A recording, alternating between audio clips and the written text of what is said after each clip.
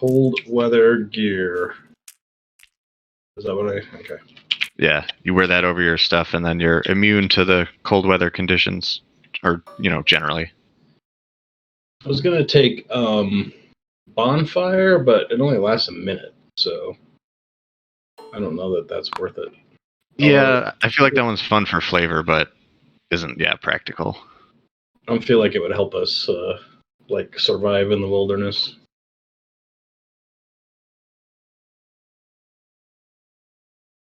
I mean, it might, but just between having 2 druids and your general abilities, I don't think we need that. Especially because, you'd have to keep casting and concentrating on it. Yeah. Who else is my fellow druid? Me. I think it's Ashley, yeah. Ah, nice. What kind are you? I went wildfire. Nice.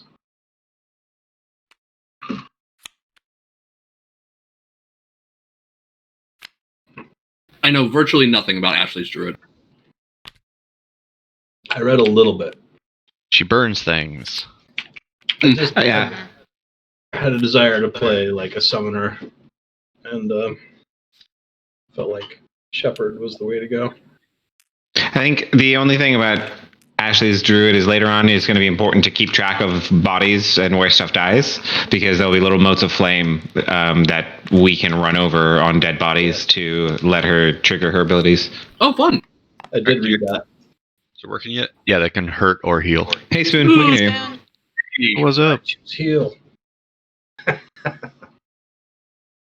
I'm thinking like either one of these. When you run over it, it consumes the buff, right? The flame. Yeah, and she can only do it a limited number of times per day, I think. Which one do you like better, Sean? Oh, that's right. I need to pick a model. Whatever. I will take care of that. What race and class do you have, Spoon? I can load some for you. June, which one's that? These front two? This one. Because the Yeah. other one's been used. Alright. And that one's slightly higher quality. Mm-hmm.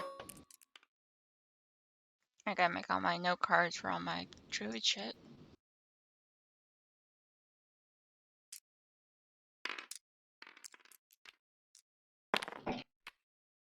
All right, so once we get everyone's model set up, the first thing we're going to discuss is how you guys are all associated. Because we're going to be picking up the campaign with you guys more or less knowing each other, if not at least knowing each other, at least all in the same town when we start. All right. Oh crap! Cool. All the stuff I wrote just one. Hold on, I can rewind. Nobody do anything.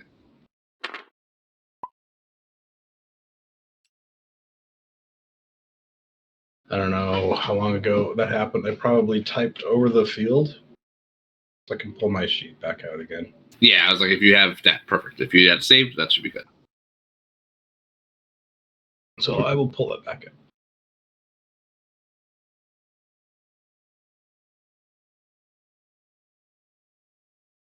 And if you guys need to make room on your sides, please, feel free to delete dice towers and any of that shit you don't want on your side.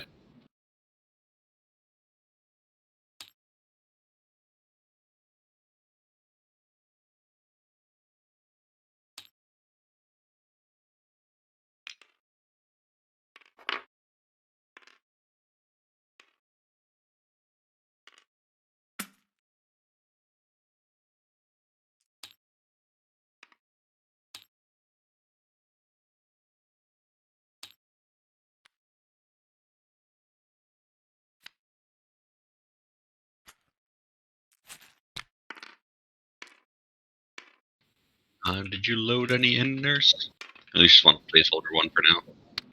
What is your race and your class and stuff? I didn't hear your answer. Okay. I will load them into the middle. Thank you.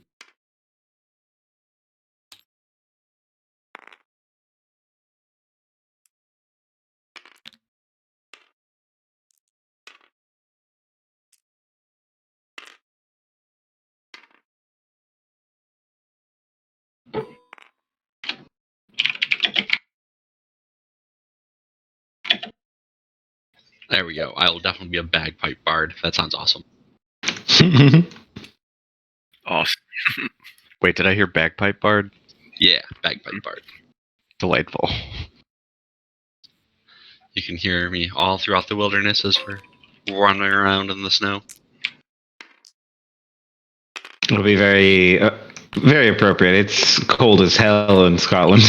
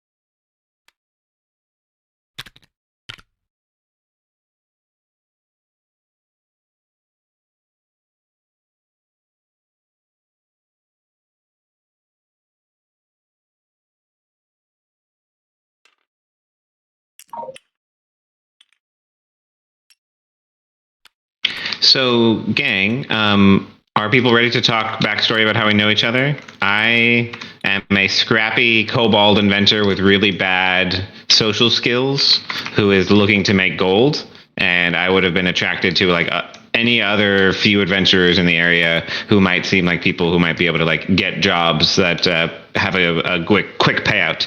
I'm all about getting that quick gold. Then I am half-elf noble that has been sent out here by my family to try to learn some hard lessons, but in general try to talk my way out of most things, and also just a fairly arrogant noble. I'm a drow who's currently disguised as an elf with a bad French accent, and has run up to Icewind Dale to escape some shit. So a drow in the guise of an elf. That's great. Yeah, so I'm a mountain dwarf fisherman who is also here because he's on the run a little bit. Okay, so you're not a local? No. No. Sounds like I mean, none of us are locals. Technically, I could be, but Well, that's why I was asking, because your character sounded like you could fit in, so I was just curious. My backstory is that I'm actually from the area. I was an orphan in Targos, and I was found there by the Order of the Gauntlet Neverwinter when I was really young, and I left with them to go train to be a paladin, eventually to become a paladin, and I was trying to think how I would come back to where I'm from. So that's kind of the one last part that I was trying to figure out. Why would I come back to 10 Towns? You know why? Remember, you have. Oh yeah. Yeah, it's time. It's time for that. Yep. Okay, so I just arrived back in 10 Towns. After having trained for a number of years in Neverwinter, I've just got back. All right. And I think Mayhem, because of your secret, you'll have been part. You would have like, essentially like joined society here in 10 Towns for like the past couple weeks. okay. And you would be aware of 10, like everyone. So everyone's going to generally be aware of all of 10 Towns, of all the like what each town is known for, the name of all the towns, and generally what's happening. Everyone's going to be in the know. Even if you're new, you're filled in on what's happening pretty quick. So it sounds like a lot of you guys have ties to already be here, which is fine. If there were too many people who didn't have a good here, I was gonna have you guys crash in an airship in Mare Daldrin. So this actually will be perfect. Mayhem, you would have taken up as a fisherman in Bremen, and you would have found that the fishing there is actually fantastic and well paying. But over the past 10 days or so, something's been happening in the lake, and there have been fishermen who have not been returning. Rumors have already started to spread as to what it could be, and people are starting to whisper of a monster in the lake. That's no good. Oh, really? Wait, which lake? This Mare one. Daldrin.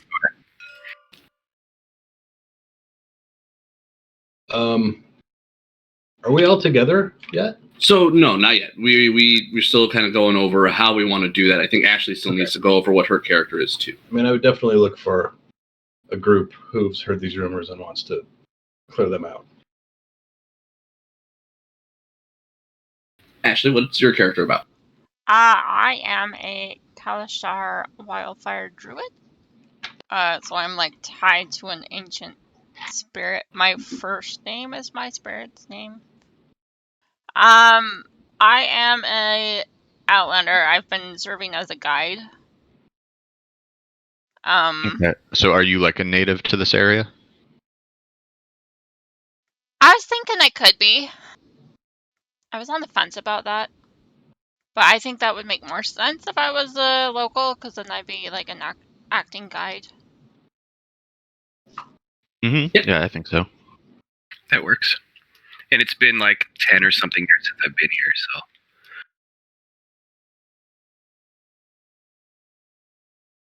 And yeah, I'd be trying to find a smaller town to kind of lay low in, but I wouldn't be able to resist a call to help people. Well, and Bremen is one of the smaller towns, so that's actually perfect. It's one of the more isolated towns. Perfect. Yeah. So that gives a reason for Nick for you to be in Bremen. We have a reason for Mayhem to be in Bremen. Honestly, Nurse and Spoon, we can tie you guys in. You guys want to be in Targos? I'm fine with that. Whatever makes the most sense of where I would have kind of been sent. I think because of my background, yeah, I'm going to be with Targos and the people there. Okay. Okay, so we just need to give you a reason for why you want to go to Bremen, or why your character is going to be in Bremen.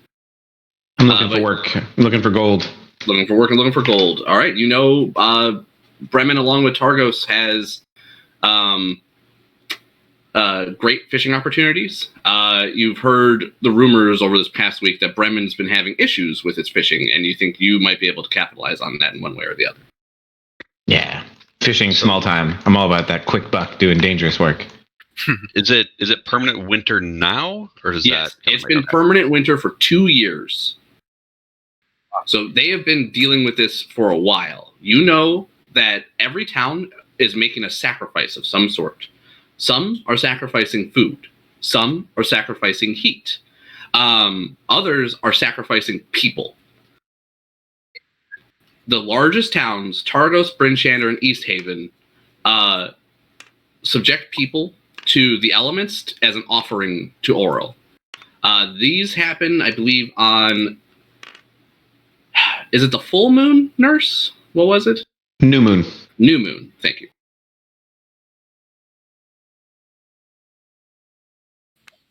All right. Well, I'm fine with just having it tied in that I'm just trying to investigate, figure out what the hell's actually going on with the fucking eternal winter shit. Yeah, Before I you know, head home. You know, there's a lot of people who are trying to figure out how to end it, but so far it's all just rumors and speculation. You don't know of anyone who's been able to make any kind of headway in figuring out how to end this. The people of 10 towns in general have kind of resigned themselves to this fate, and they think that appeasing Oral, the Frostmaiden herself, is the only way to actually get this eternal winter to end. All right, yeah. So I guess I would just kind of be going around to the different towns, kind of seeing what they're all like, investigating them, see if I can figure anything out. So it'd be fine just for me to head down to Bremen next. It makes sense on the path. So Okay, would you like to be, if you're both going to be in Targos, would you like to be associated with Nurse's character? Or do you want to have been in Bremen the whole time? I'm fine with moving out there with Nurse or being in Bremen, either way. Okay, it's up to you guys. If you guys want to be associated with each other, you can. Yeah, I think that sounds fine. You know me to be kind of very rough around the edges, not really used to being around town or around people. So we'll be kind of rude and unintentionally so, sort of thing. That's right. I will work to teach you manners as we go along.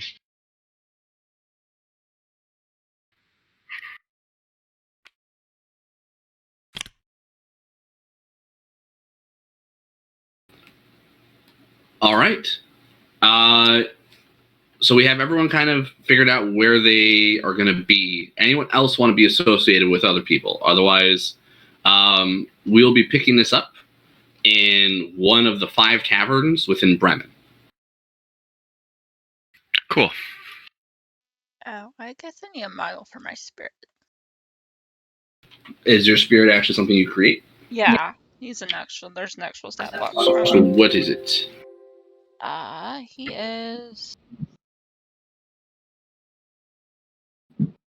There's a little fire elemental, right? Yeah. It takes the form that you want. You know, they like show little rabbits and foxes and butterflies and different depictions in the art. So it's basically up to you to take the form it takes. But I think its size category is small.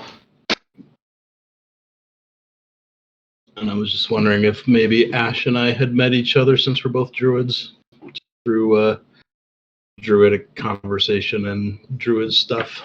Yeah, we could say actually you were one of the people who you're a Bremen local, and you would have had left druidcraft signs throughout the neighboring wilderness. And Mayhem, during your first few days there, you found those druidic symbols and started asking around town, and eventually you discovered Ash's character by the name of Ashtai. Ashtai? I'll just call her Ash. That'll There be you go. Yeah, Ashtai. Ashtai. That's probably a better way to say it. Here's your spirit, Ashley. And so you would know my character's name is Hooker Stonerod. Hooker Stonerod?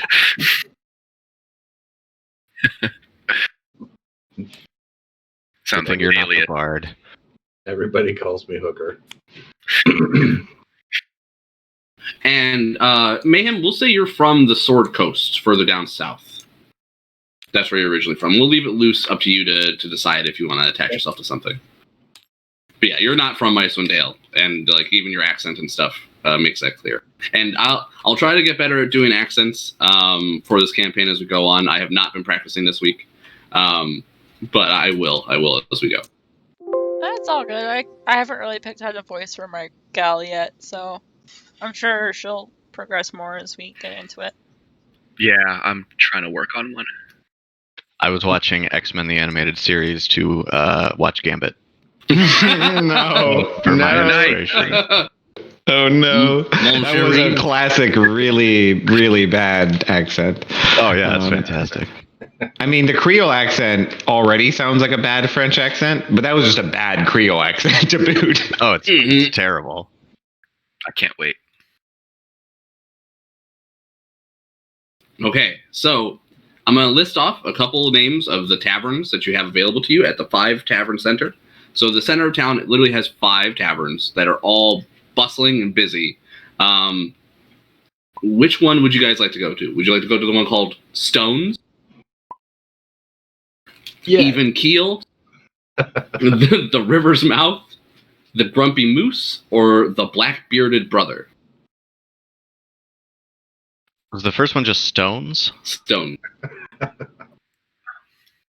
I mean, that one's fine with me. None of them particularly jumped out at me. Yeah, sounds good to me. That works. Okay, who would like to be there on scene as people are arriving? So we'll have the parties kind of split up a little bit, and like you guys are there looking for work. That's the main reason you're all there. Mm-hmm. Searching for rumors and work, whatever work means to you. Yeah, I would be there.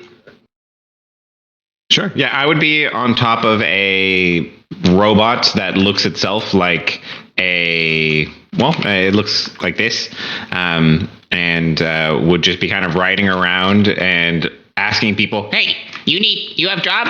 You need work done?" And just kind of heckling passersby. I would be there already trying to swindle people at cards. Excellent. We'll have the druids there as well. Spoon, you'll be traveling along with Nurse.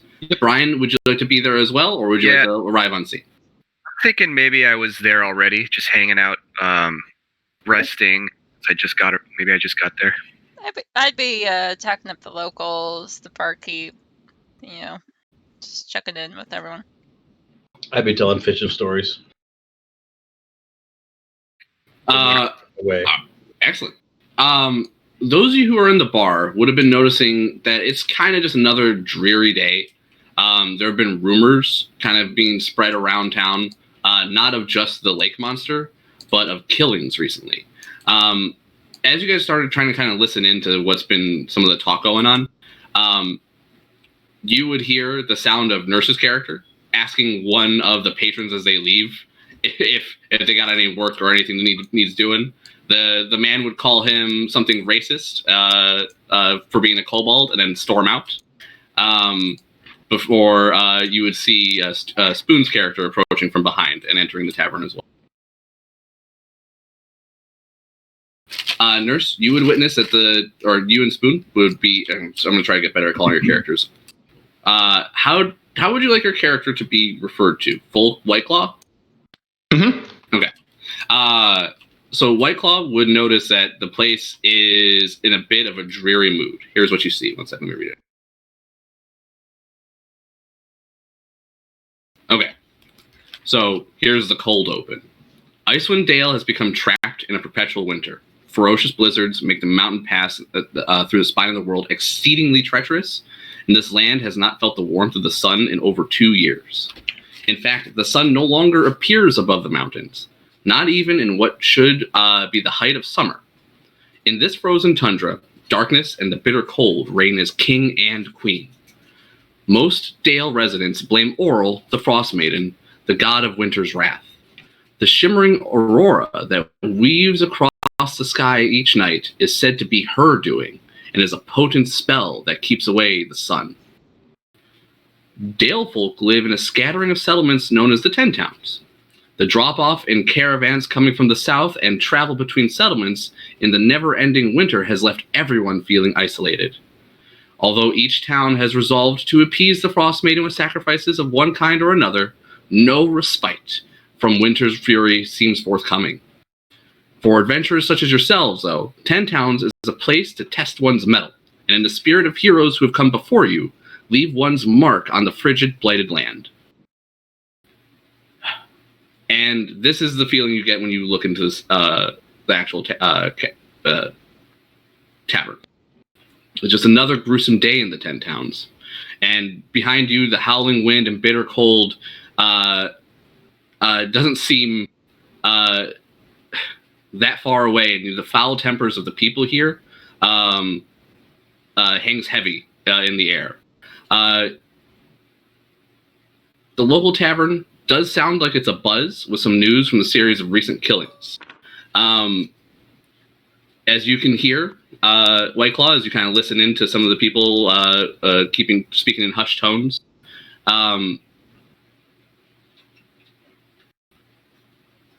people used to only talk about if the summer would return or when the winter would end. But now people are talking about who the killer's next victim might be. And you can feel that the air is filled with paranoia. From listening in, all of you gather that there have been 3 cold-blooded murders that have been committed in the past month. A trapper in East Haven, a shipbuilder in Targos, and just 3 days ago, a dwarf in Brinchander.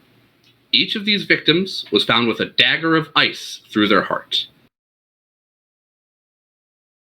Cold.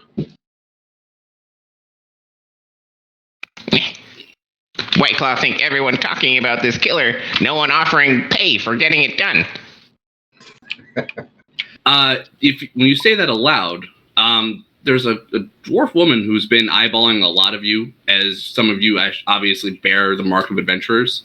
But seeing White Claw and his metal companion roll into the backwater Bremen town, she whistles to you and tries to get your attention. My little robot will just, with surprising speed, just dash through the tables, weaving through the chairs, and get me like right up in her face, just like an inch or two from her lit pipe. She's smoking a pipe as you approach her. She looks rather unfazed by your lack of personal space or respect for personal space. And tells you to take a seat, and looks either interested in talking with you. Yep, I would walk up behind White Claw and put my hand on the shoulder. Like, just sit back down. We can talk with her. We don't need to be right so close. White Claw would dismount from his little steel defender and would give it a little command in Draconic, and you guys would see it just pop up into just a little capsule with a little handle on top of it and just be like a little suitcase. And then I would just kind of grab him and tuck it under the table and then sit there under next to one of the chairs.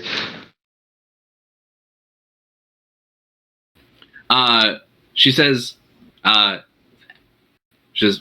allow me to introduce myself. My name is Helen Trollbane. I am a bit of a retired bounty hunter. But these recent killings have sparked my interest. She would look to the druids nearby. Mayhem, would you still be kind of telling your story to whoever's listening? When she started talking about the killings, I would have started paying attention to her and kind of gather around a little bit. Same. Yeah, same for me. You retire. White Claw, I'm just starting an adventuring career. Oh, it is most fortuitous that we've met then. I actually know some of this killing. I believe the man behind it, the suspect, is a man named Sefik Kultro. I'll put his name. Can you spell that in Draconic, please?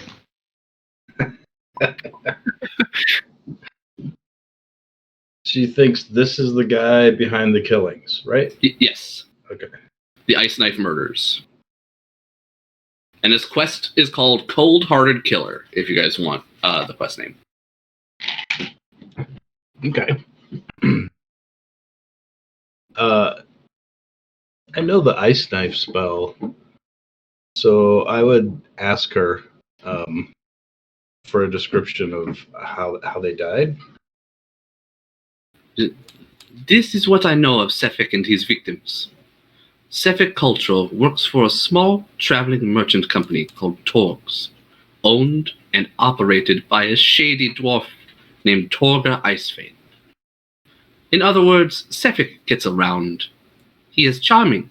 He makes friends easily. He is also Torga's bodyguard, so I'm guessing he's good with a blade. His victims come from only 3 towns that sacrifice people to the Frostmaiden on nights of the new moon. This is what passes for civilized behavior in Icewind Dale. Maybe the victims found a way to keep their names out of the drawings, and Sefik found out they were cheating, so he killed them. Maybe, just maybe, Sefik is doing the Frostmaiden's work. I followed Torgs for a 10-day as it moved from town to town. Quite a devious little enterprise. But that's not my concern. What struck me is how comfortable Sefik Kultro looked in this weather. No coat, no scarf, no gloves. It was like the cold couldn't even touch him. Keys of the Frostmaiden indeed. I will pay 100 gold pieces for the apprehension of Sefik Kultro, ascertain his guilt, and deal with him, preferably without involving the authorities. When the job is done, return to me to collect your money. I Well, that step up seems- and look at the new people at the table and that we work together for this. That seems fairly straightforward. I would Yeah. walk over. I believe I can be of service too. I have no interest in haggling. Just if you want to be part of this, then be part of it. They're more than welcome. She eyeballs Nick up and down. She says, I was watching you as you played your games. You are good with the sleight of hand. I know not what you mean, mon chéri.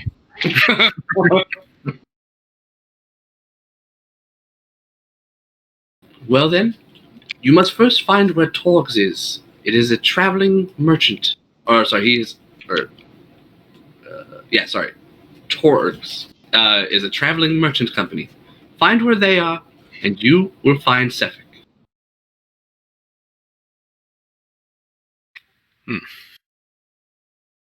I would like to join you all on this quest, if that is all right. What you do? You useful?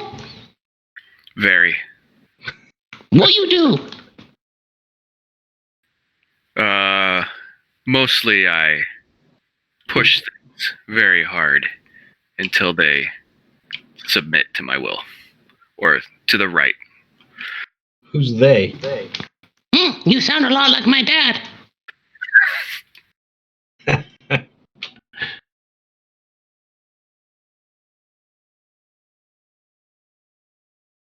That sounds like a very strong man.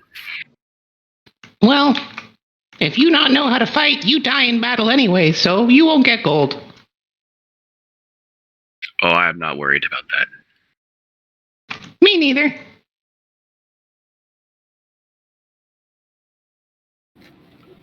All right. What do you think, Durant? We group up with these people? Or you think we can do this ourselves? Some more help should be good for this. Seems like some of them are at least locals, might know the way around a bit better.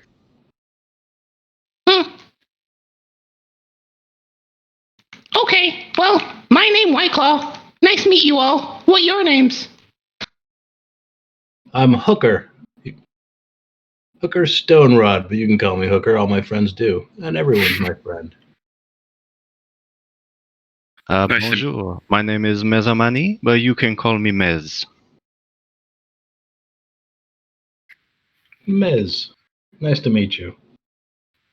The Nice. pleasure is mine, and I remove my big feather cap and bow. Nice to meet you all. My name is Rulanen. I just do a little bow. Well met. Rulanen, it is a fine name. I am Durant, having just arrived in these lands.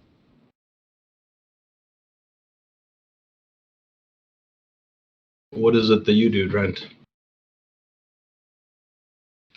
I mostly talk. Specialize in getting what we need. Excellent. I need more beer. We could probably arrange that. I have some here. And I take a big drink. I look to I forgot Nurse's character's name. Let's look. Whiteclaw. Whiteclaw. And I say, I haven't seen anyone like you before. Whiteclaw? Tell me about yourself. My kind very rare.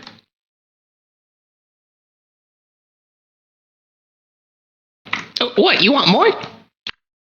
Yeah. You writing a book? Well, I like telling stories, and I'm sure you have an interesting one. Maybe you live long enough. Maybe you live long enough, I tell you it. Fair enough. For now, I make your stuff work better, okay? You need something, it break, show it to Whiteclaw, I fix for you. All of my things are in fine working order, but I'll keep that in mind. Maybe you think so. That hammer, you hit stuff with that? Not very often. It looks good, though. But it could smell good, too. Could you make it attract fish? Oh, yeah.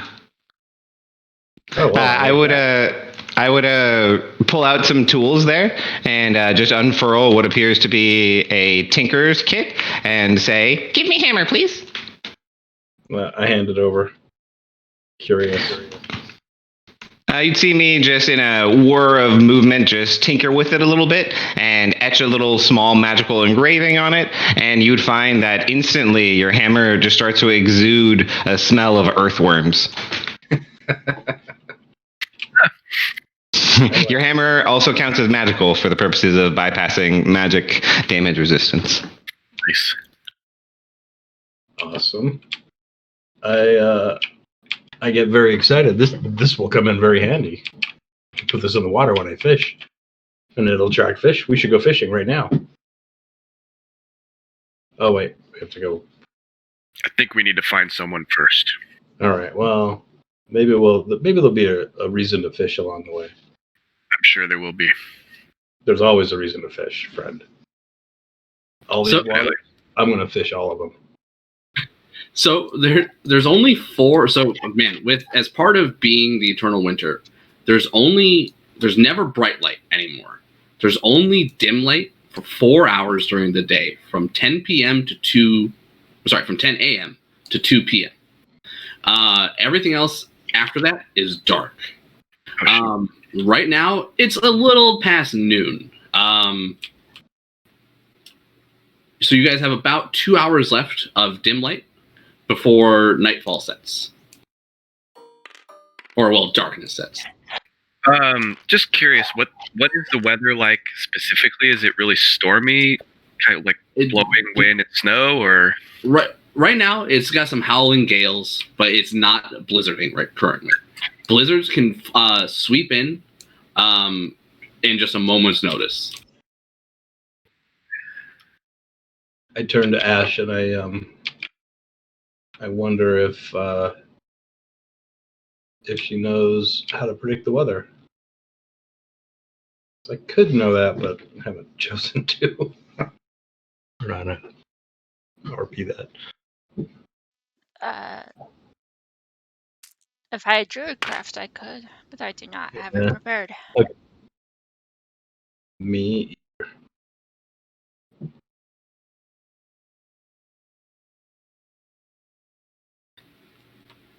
All right. Before you leave, Helene would say, make sure you are at least capable trackers. You will be having to go across many miles if you're going to be searching for Torgs. And it would be terrible for you to get lost in the meantime. And some of you might want to bundle up, yes? I haven't had a chance to even take off my heavy coat yet.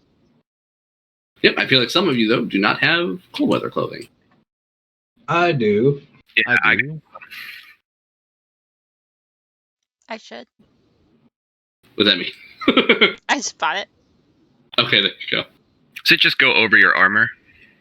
Yeah, it's however you want it. It's pretty much, it consists of a hood, a big coat, gloves, and boots. Okay. And I pictured it. yeah, and goggles as well, Yes. from what I remember. And then that helps you not have disadvantage on perception checks that rely on vision. But then in blizzards, the howling wind imposes disadvantage on like listening perception checks. So yeah, it's a whole nightmare. But yeah, you said we could spend 10 of our starting gold on cold weather gear. Is that right? Correct. Okay, nice. You guys will see that mine is made of very, very shaggy, snow white fur that is definitely distinctive from any of the cold weather gear you guys would have bought here in town. You can definitely tell it's self-made. Oh, I have very, very fancy gear that I brought with me from Waterdeep.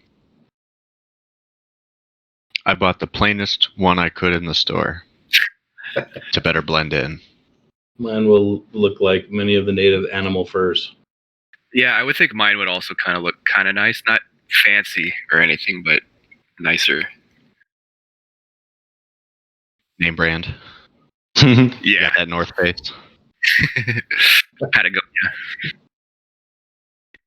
So, which of you good trackers maybe guide in case we need to find people? I can. That's not me. It's been a number of years since I've been here, and things clearly have changed since then. I have. Go ahead. I was gonna say I've been making my living as a guide. In fact, I think And- I can find our way around. Here at 10 Towns. Huh. I am more of an indoor elf.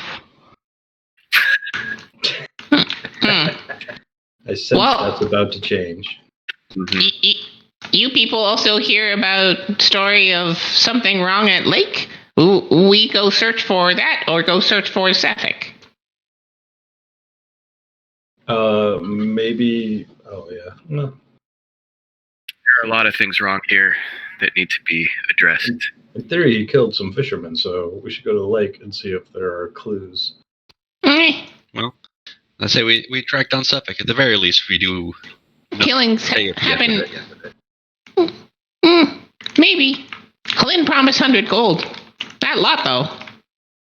I don't know how much this lake monster pay. Do we know if there's anyone that's looking for that to be accomplished, or we just know that it's a rumor?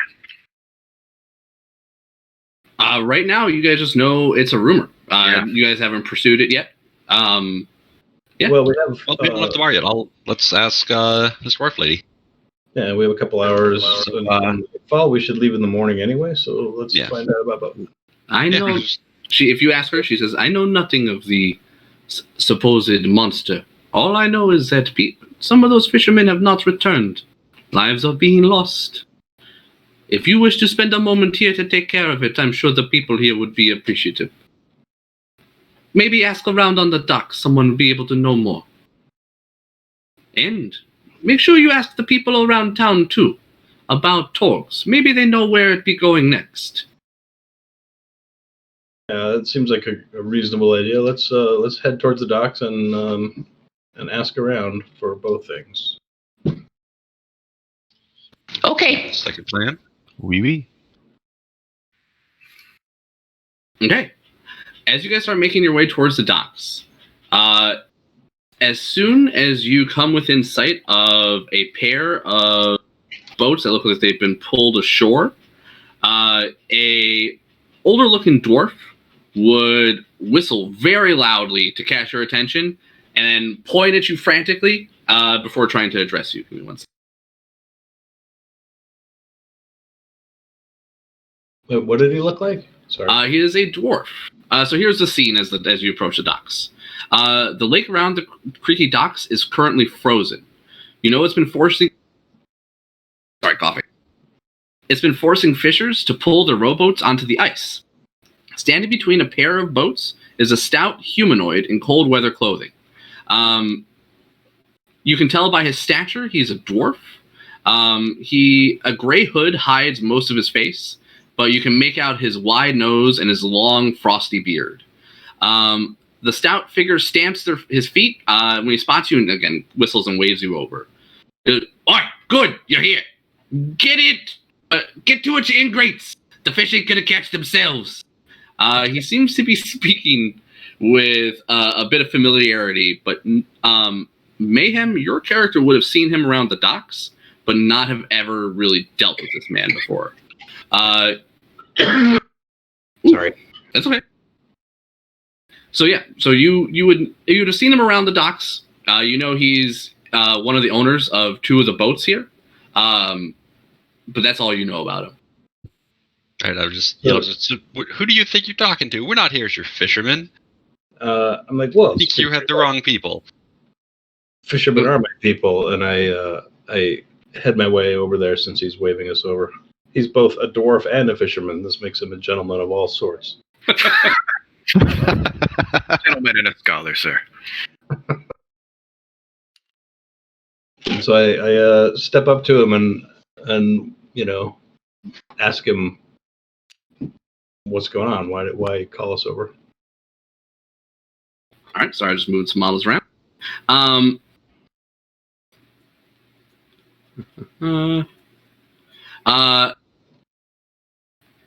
He says, he goes, "Oi, I thought you was the crew I talked to last night. Doesn't seem right." He starts squinting as he looks at all of you. He goes, And we didn't talk to you.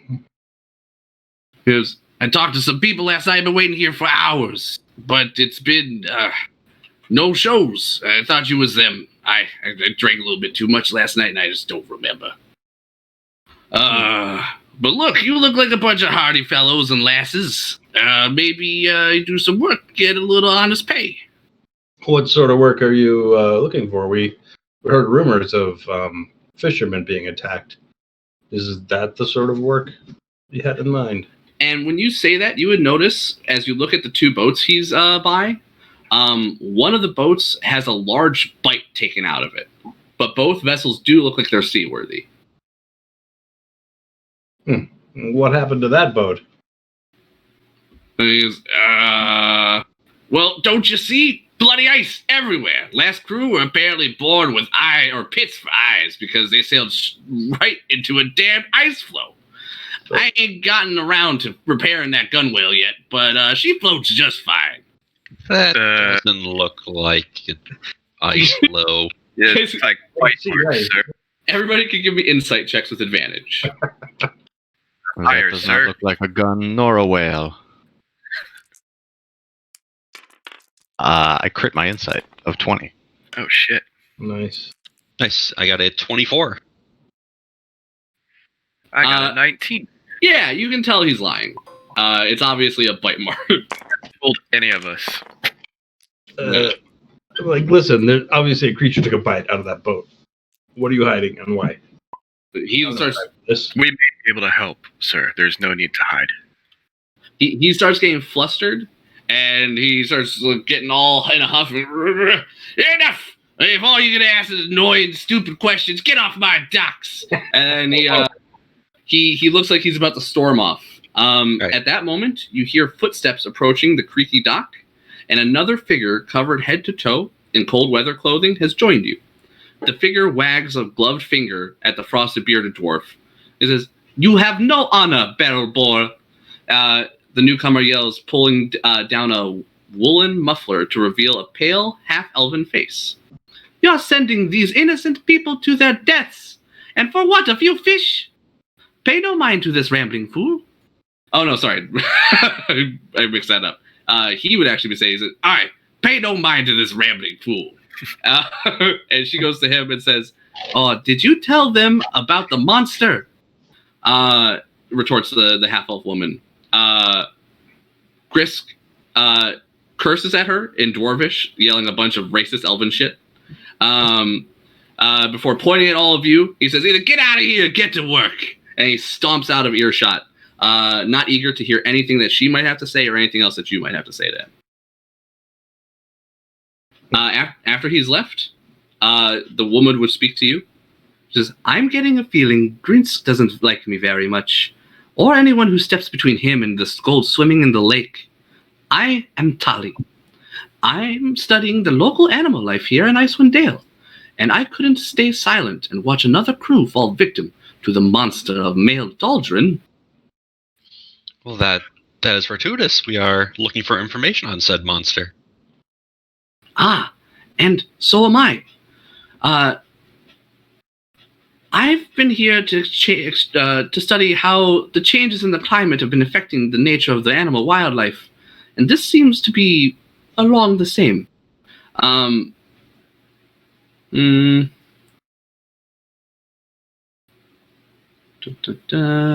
I'm just looking at her stuff, what she brings up.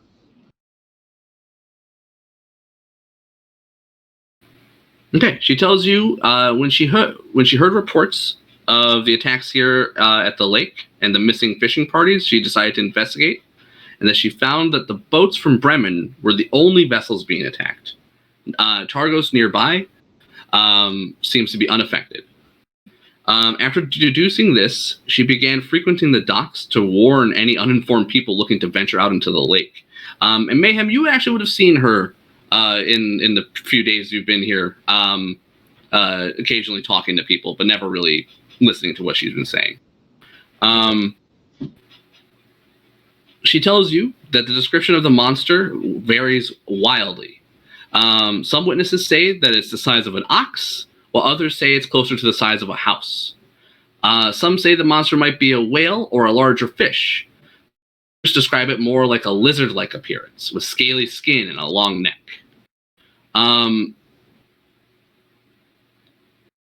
She tells you that Grisk's damaged boat was actually found adrift. Its crew was presumably lost to the lake monster. It might not mean anything, but I'm curious as for me, having lived in 10 towns, would I know a history of a monster being in the lake previously and maybe has awoken because of the ice? Or like, is there a history about that particular lake? Give me a history check. Or a nature check. I would allow either. Okay, I'm probably bad at both. Yep.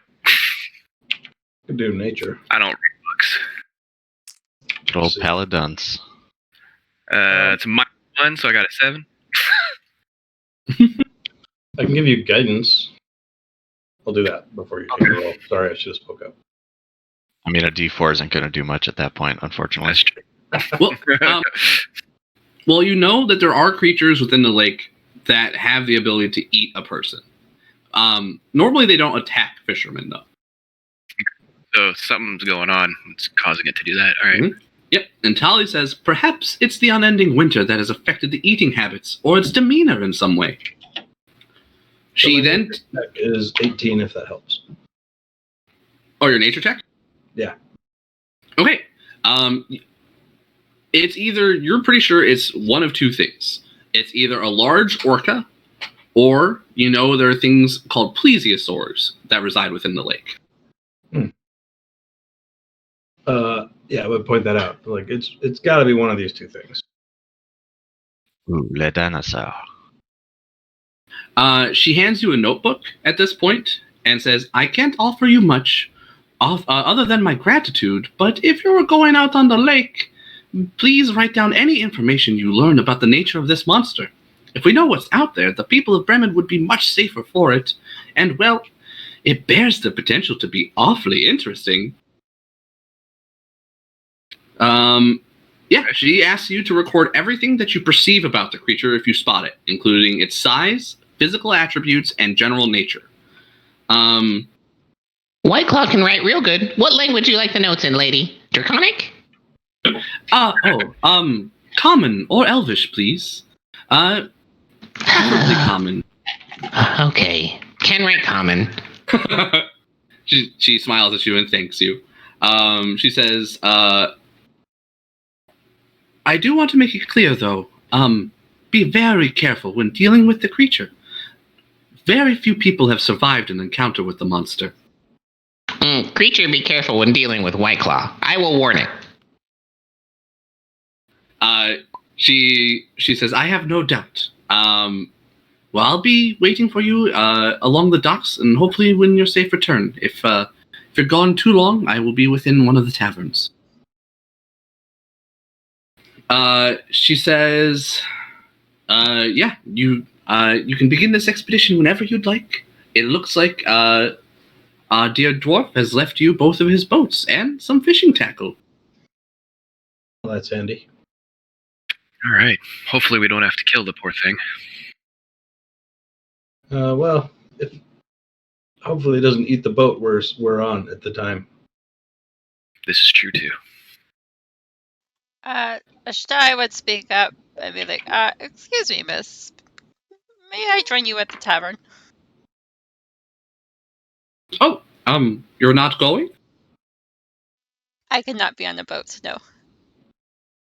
Oh, why? I got awfully sick. Oh, no. I could not be on the boat again.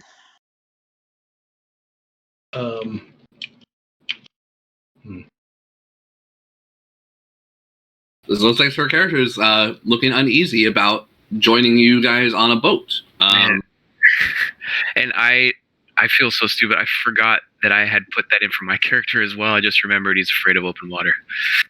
Oh. You just reminded me about that, Ash. Hmm. I'm like, well, I'm not afraid of boats. Let's go catch a fish.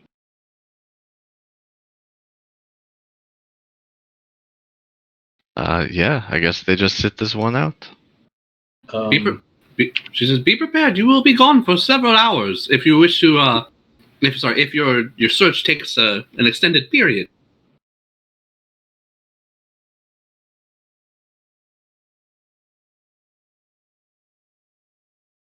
Yes. No swim speed creatures. Okay.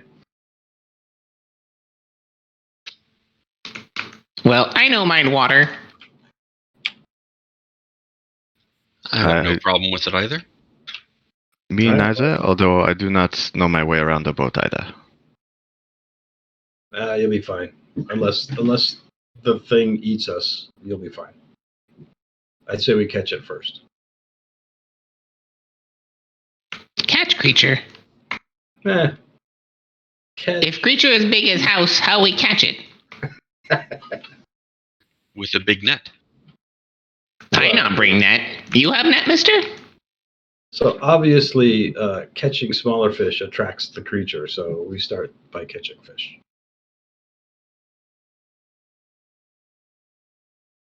Yeah, you're pretty sure you can catch fish while you do your search. What a great way to pass the time. And each boat has 3 bait and tackles.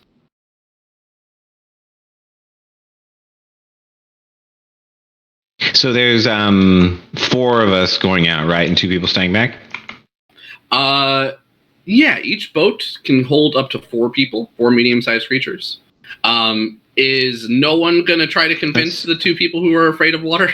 I mean, I would ask. I'm like, are you sure you can't like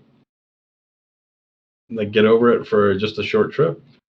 There's good fishing to be had, and I have beer. And if you don't tag along, you don't get any of the profits. That's fine with me. I'll mingle with my people here. Linan will look really reluctant and see that he could possibly help. And he's not very happy about it, but he's going to try and... Nah, I clap you on the shoulder and say, that's a good decision. Let's do this. He looks worried. So do we have to take 2 boats now? Oh. I believe so. I mean, 2 would come in handy in case one gets eaten. It is a good idea. But again, I just kind of shrug at the boats. Well, you'll catch on quickly operating a boat. It's not a problem.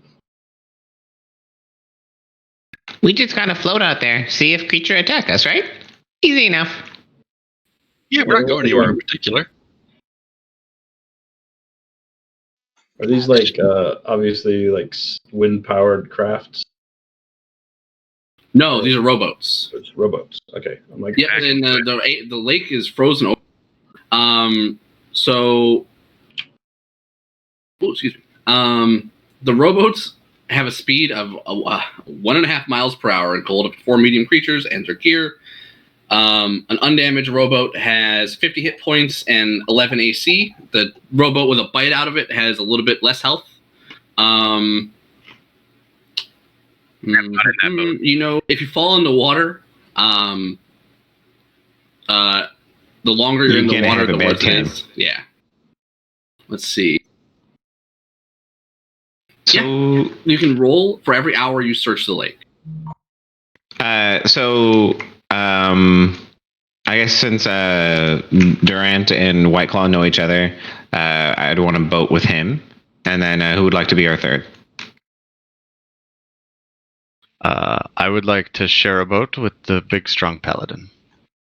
And I don't want the boat with the bite mark in it. So I want the fully functional boat. I mean, I thought there were 2 fully functional. They're both functional. Just one's Yeah, a but- little bit of damage. White Claw is unafraid of the damaged one. So if Durant, you're okay with that one, let's go on that one. Yeah, may as well. I assume White Claw can fix it. Let me find an herb for nausea, and I'll join you on this expedition. That's an excellent idea. I'm sure you can do it. And if not, I can heal you. These good berries are really good too. If you want one of those. I like muster And, through my herbalism speaking of which, kit, looking for ginger or something. I hand out a good berry to every one of the crew. Every one of us. Thank you, Hooker. It's going to be the rest of this campaign. You're a good man, Hooker. Indeed. Your berries are so sweet, Hooker. Oh my. Hooker, what did you put on these berries? They are good. All right, give me 1 sec. I'm bringing up the fishing stuff. So first, I guess to make your way out to the waters, you guys are going to have to push your ways past 3 ice flows before I even bother looking at the fishing stuff. These flows. All right. So for this, whoever's steering the boat, any character who tries to steer the boat must take a wisdom check. If you are proficient with water vehicles, you can add your proficiency to this check. So who's steering each boat? Well, who's in each one? Mez and I are in one boat, I think. It would make sense for me to steer, but I would kind of want to fish. Well, just Well, steer I us think we out can fish there. when we get out of the ice flows, yeah. Yeah, I'll do that. I don't think my background makes me proficient with boats, so. Really, I'm not. So it'll be a wisdom check for your boat. And who's guiding the other one? I suggest Ashtai do it. Yeah, I can. Okay, so I also have dual mind for my thing, which gives me advantage on with some saves. But if this is a check, then correct, it's a check. So this is so it's a wisdom check for you, Ashley. Which boat are you in charge of? I guess the damaged one. Oh, wait, you're Okay. coming? I missed that part. Yeah, she's gonna suck it up and. I rummage through my medicine pack looking for herbs to help with nausea. Because I get Alright. extremely seasick. And since I'm just you scared. are I'm a scared cat. you're guiding our boat, I will give you some inspiring words. You can do this. Don't hit that ice. It's bad for us. You can add a d6 to one of the rolls if you want. Bardic Alright. inspiration, yeah. Nice. How many checks do you want, Sean? You're gonna have to do this 3 times each. Can I guidance myself, or is that only once? You can guidance yourself for each one. That's fine.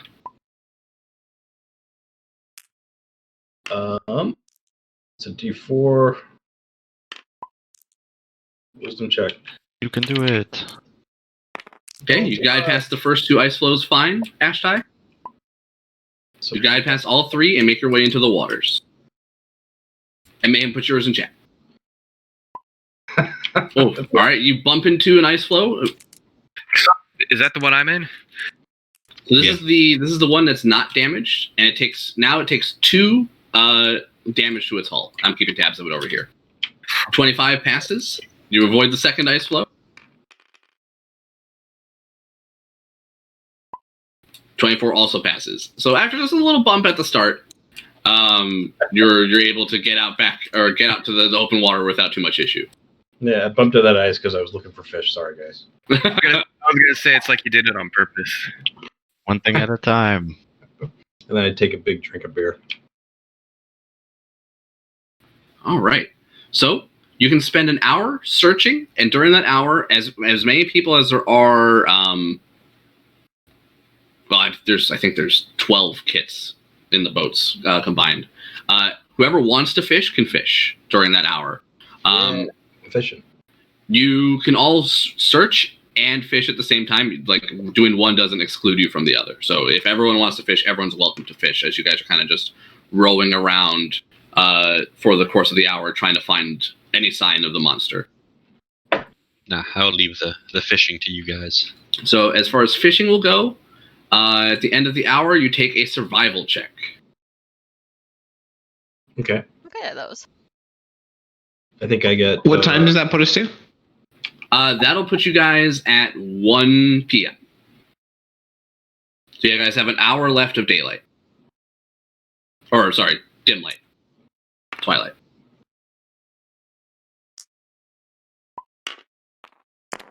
I get advantage on ability checks making use of fishing tackle. So. I will cast Detect Magic while we are out there. Okay.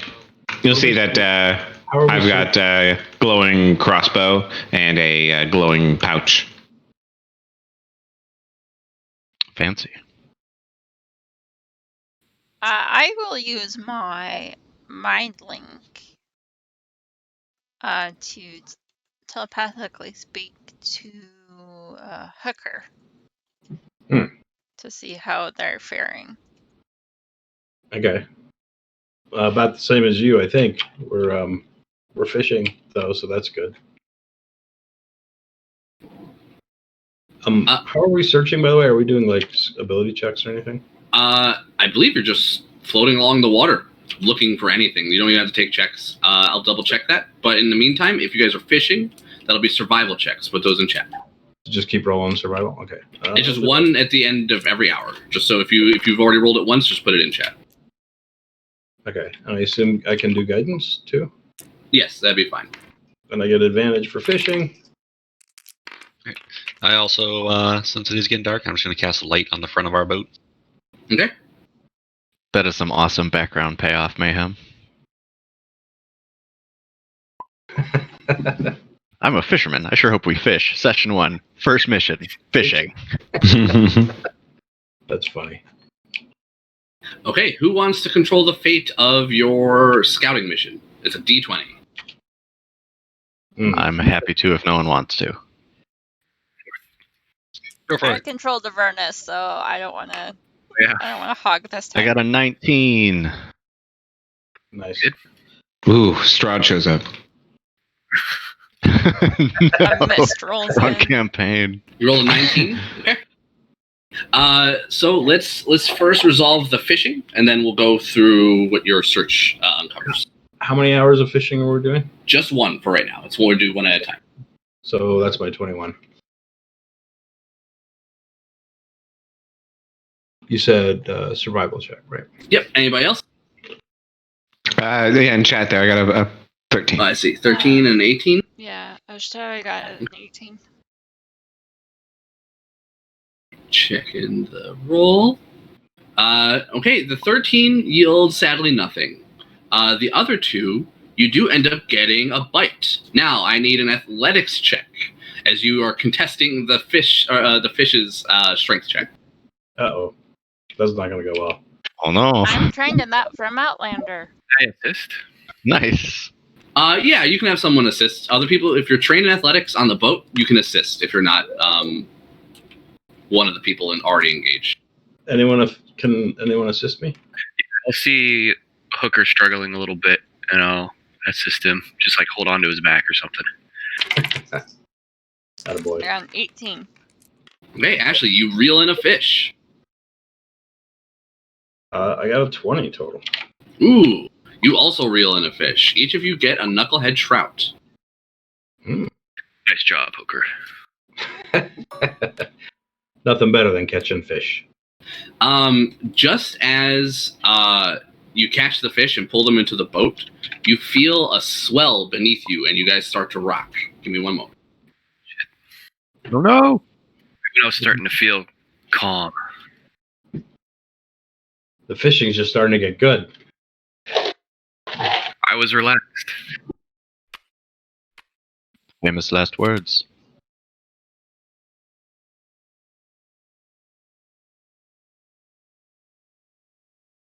Okay. Yeah, ripples disrupt the surface of the lake, causing your boat to bob from side to side, and a large lass glides through the dark water below you. Everyone who views this can take a nature check if you want to try to identify the creature. Okay. I do. Yeah. Yeah, that's why we're here. I don't know. Oh shit! Natural 20. I Is did that a sweet 19 for you then? Yep. Good old negative. I'm 10 intelligence. I managed to have a 10 and everything, so I'm feeling pretty Nice. smart. Oh, you What? think you're smart? Nope, but I'm smarter than you. Yeah. All right. I mean, he's a Frenchman. Anyone who got a 13 or higher, you're able to identify the creature. Yeah. You guys identify it as a Plesiosaur. It is indeed a long-necked reptilian creature. It is a beast, a large beast. Just as quickly as it appeared, it disappears without saying so much as a hello. Rude. Did not even dragon. Ah. He is pretty large. I think this is the thing we're after for sure. Yeah, it would seem that way. Yeah, but it didn't attack us. Some of you know how to track animal? Any of you good swimmer? He's attracted to the fish we caught. We should catch more fish. We'll just put the one you have back in. No, I'll catch another one. Are you kidding me? I've offended him. You can't return the fish. It's a man's trade. I don't like the idea of having to hurt this poor creature, though. We can make a plan for next Poor time we creature. get up, though. This thing attacked villagers, I thought.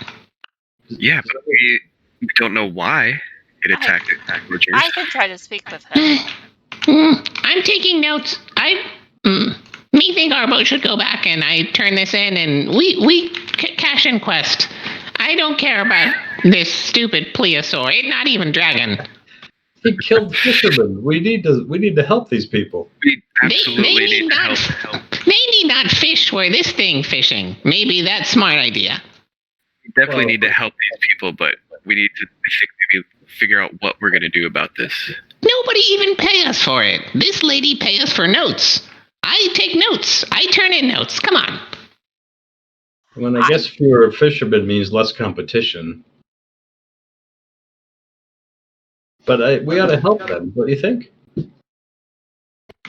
Me think we help them turn in notes, then they decide what do themselves. Maybe, like, hire adventurers to take care of it, or not. Well, I'd rather get paid to kill the fish than not get paid to kill the fish. Hey, smart. All Right, right, well, so- let's get back and see if they'll offer us. We could suggest that we go back to help them for a fee. Roland's just going to turn around and look to Ash. Did you say that you could possibly speak with this creature? Indeed. That might be a good idea. I think that we could work with that.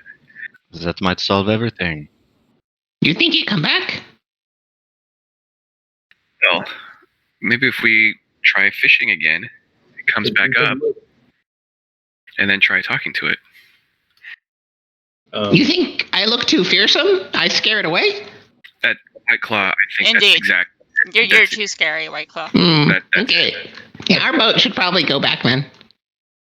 Just hide. But- Okay, I take note.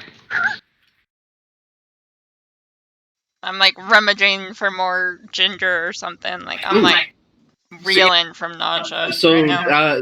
give me a Constitution saving throw, Ashley, and Brian, give me a Wisdom saving throw. Oh, great. What I'm best at. 6. Okay. So, Brian, you're going to be afraid of getting in the water. Oh, shit. So you're fine in the boat, but you are overcome with fear of you do not want to, by any means, fall into the water. That makes sense. Okay. Ashley, with an 18, your stomach is holding strong. get the gender down just in time. Well, through our is it a telepathic link we have, Ash? Yeah, so the way this works, it's for my race. So I can speak telepathically for an hour or until I end.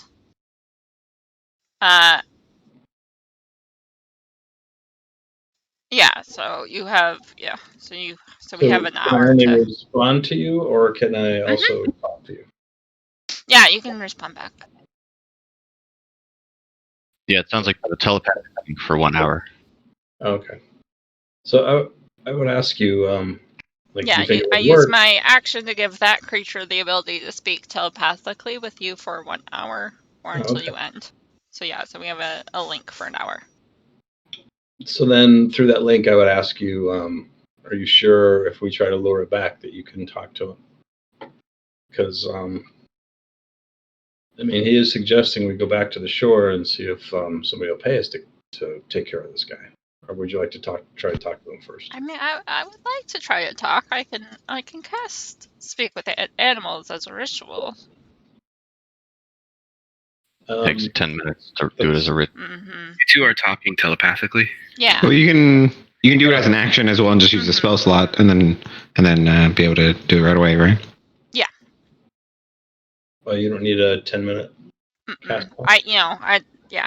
If I do it as a ritual, I won't use the slot. But if I just use it right away, it'll take the slot. So I can just cast it right away. Since we're Okay.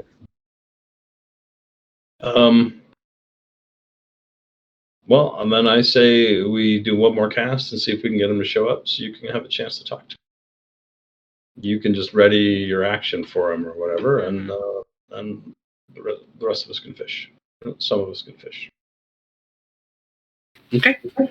So if you guys are spending another hour on the lake, whoever's fishing, give me more survival checks, and then whoever wants to control the fate of the group, give me another d20, please. All right, survival check incoming.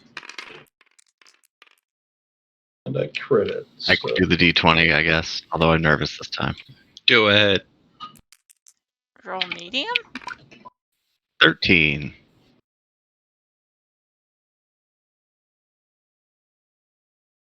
Okay.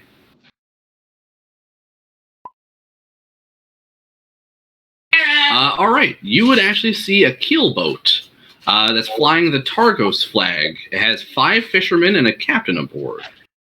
They would hail you. At this point, the night would be setting, and you would see the light of their lantern glowing on the front of their boat from a good distance away as they approach.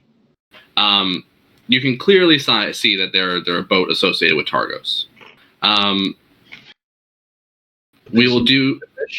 Yeah, they're here probably for fishing. You can immediately identify that most of the crew are fishermen. Let me just take a look at your survival check.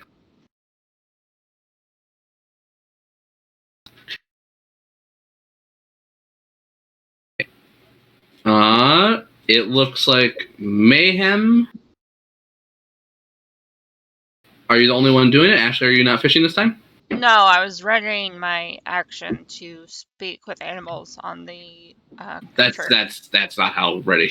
That's not how that works. Actually, Okay. you only ready it for 1 round, and you're doing this for the course of an hour. Okay, yeah. So I would fish, and then when we see him, I will do speak with animals.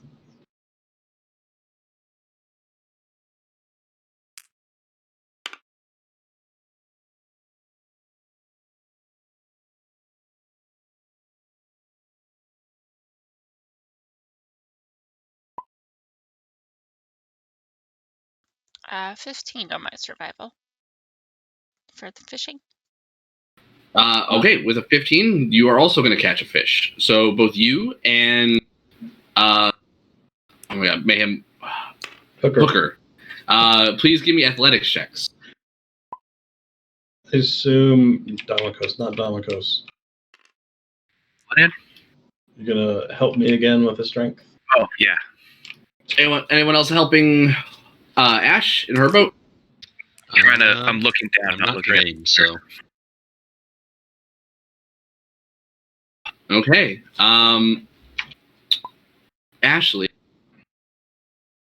please give me a dexterity saving throw. Oh no. You can do it. You can do it. And may put your roll in check. My athletics roll is there at 21. Oh, that's 21. Okay. All right, you. Okay, with an 18, you're unable to catch the fish. You feel yourself almost pulled over the edge, but you're able to maintain your footing. Your fish gets away. Hooker, you on the other hand are able to reel in another fish. So your group has now a total of 3 fish. Around this time, as you're reeling in the fish, is when the boat Targos fisherman starts to approach. And it's, "Oi! That's a nice catch you got there. Because we've been looking for some time. We got a good haul ourselves. We were thinking about heading back soon." As you guys kind of sit there, he looks at your boat. He'll, "Bremen! I ain't seen any Bremen boats out here in days." Yeah, there seems to be some issues they've been having. We're trying to investigate them. Issues? What kind of issues? Something seems to be coming up, taking bites out of their boats. What? I don't believe in such nonsense. If you're so scared, you should go fish somewhere else. And as they talk to you, you can see that they drop some trolling nets behind them. I point out to Ash that we could just go float nearby so that you can have full awareness of when he shows up. You can try to talk to him when he goes after their lures for their boat. That could work. And I start maneuvering in place and not fishing this time, so that if they go after that boat, she's ready to go. Okay, so you guys are just going to sit here on your boat watching them fish for the next hour? Yeah. No, Okay. hold on. We've already done 2 hours, and we said that's all we're going to do, right? Yeah, it is night. Yeah, I'm going to heckle the shit out of you guys again in character if you need me to. Yeah. I definitely want to get off the lake, so. We at least have most of what we came looking for. We got the notes we need. Let's make our way back, see what we can do with these. Yeah, so I reach out to Ash and I'm like, "Are you okay with that? Should we do it?" That's fine. All right. So If we they head want back. us to come back, if they want us to come back up and deal with this, we can.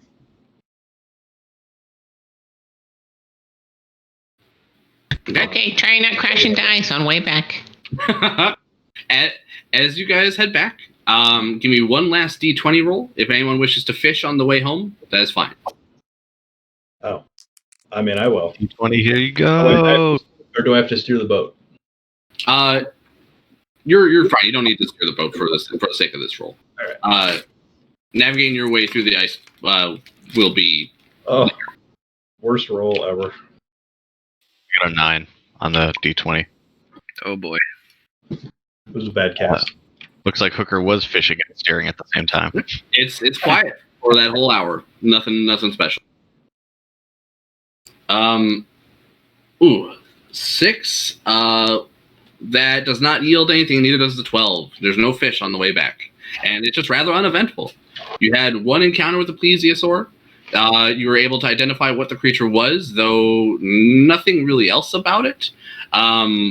And you encountered a boat from Targos, who seemed to not give 2 shits or believe in the monster. Do I need to make a? Do I need to make another Constitution save on the way back? No, it's fine. On your return, you're about to get off of the boat. It's okay. Okay. You could say RP that your stomach's a little queasy, but you're all right. So at this point, you guys will be returning to the docks at about 3 p.m. Night has fallen for the past hour. And I will need the people who are guiding the boat to give me 3 last, I believe it's just wisdom checks, not survival checks. Okay, actually, your boat takes some damage. Takes 5 points of damage.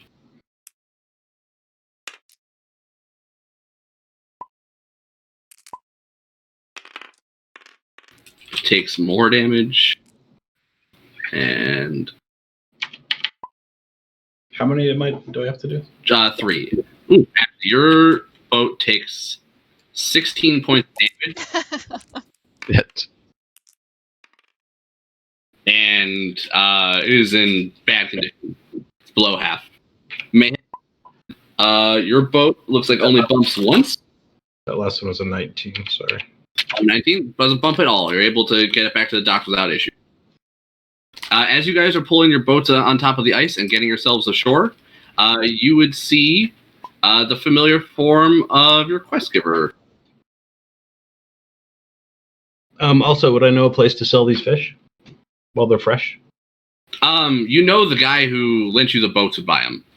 Oh, okay. Pay for them. So I would, without haggling, know the price and. Yeah, let me tell you. I'll just look it up real quick.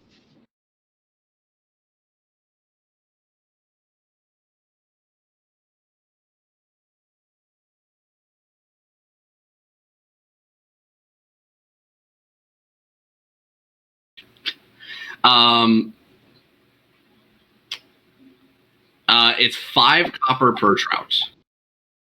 Okay. So we got 15 copper. We rich. Sounds like we've got food. That sounds like it was hardly worth the effort. Yeah.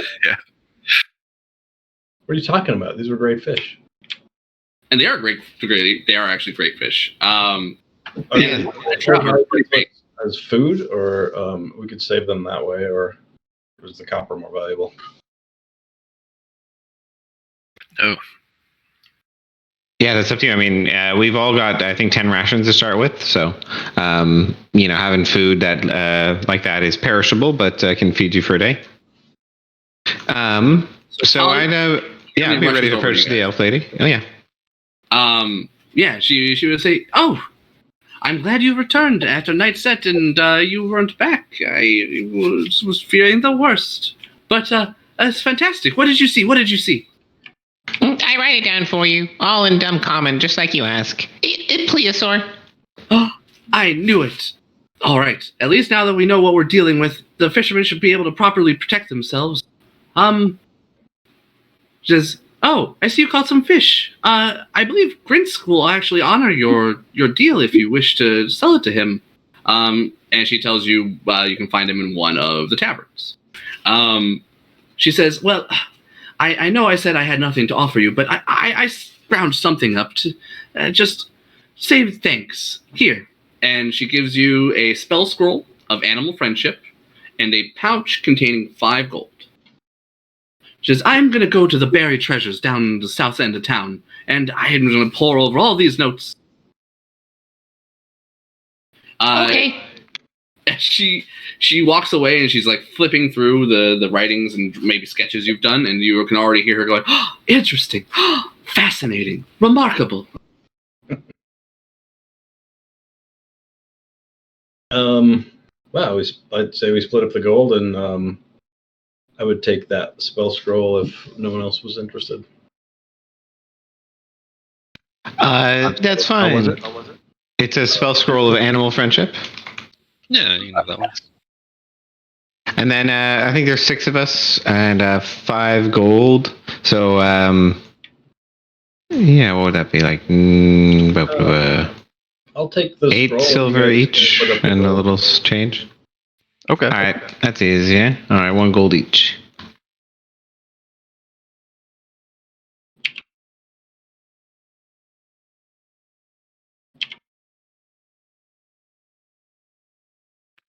So now that we've gotten that done, cool, I would turn to the group and say, Well, it's dark now, but I don't mind dark. You want March, maybe go to Targos, ask about murder? Sure. Yeah, we could head to Targos. Yeah, it should Go. be a short night's trip to get over there. Yeah, That's very close. you know it's about 3 hours on foot. Yeah, I agree. No, it's still early. It's just dark. Have any of you guys bought snowshoes? Yes. Good. Yeah, so that will increase the walking speed of the group if everyone can get snowshoes. Oh, how much are snowshoes? 2 gold. Yeah, I can't afford them, sadly, but there are other ways.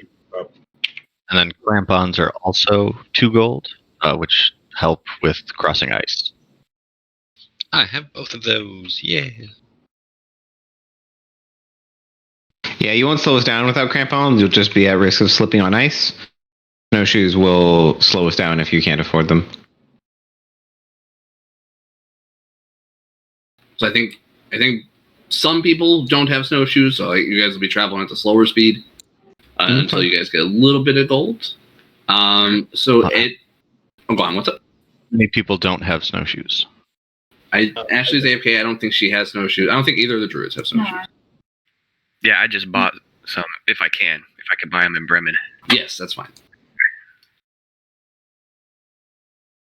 I only have 2 gold, so I can help one person. But I'm back.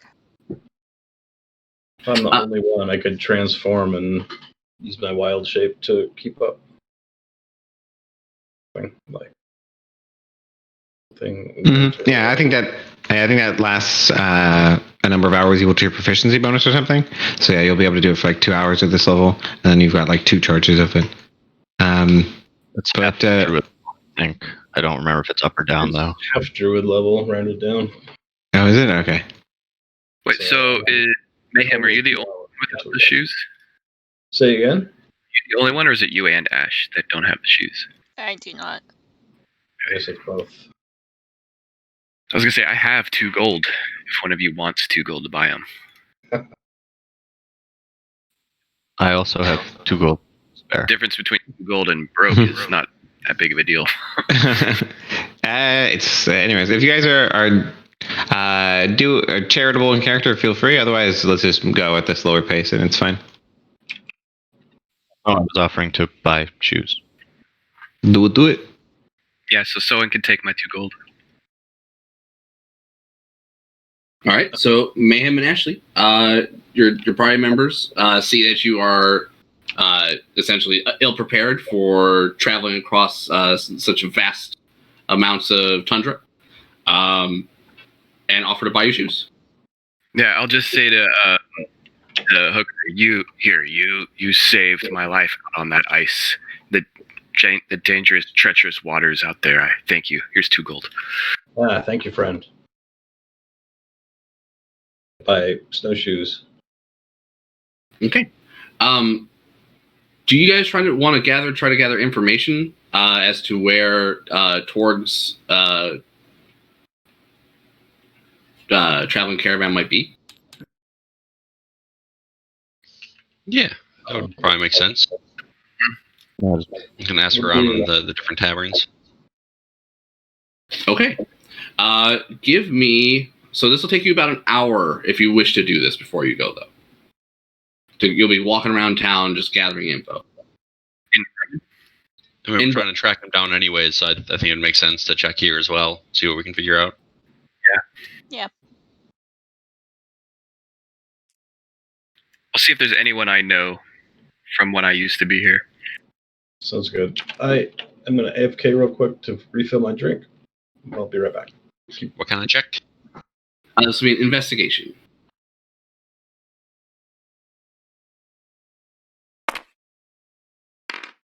I am proficient in it, but someone might be better. I've only got a +1. I rolled a 15 and my bonus is 0. I also got a Correct, 0. Mine, 21. Oh my. Okay. You gather. You eventually find someone who knows the route that Torg is going to be taking, and you find that you can actually probably catch them in Dugan's Hole. Sorry, you cut out. What was that? Dugan's Hole. You believe you'll be able to get to them, or that's where they'll be heading next.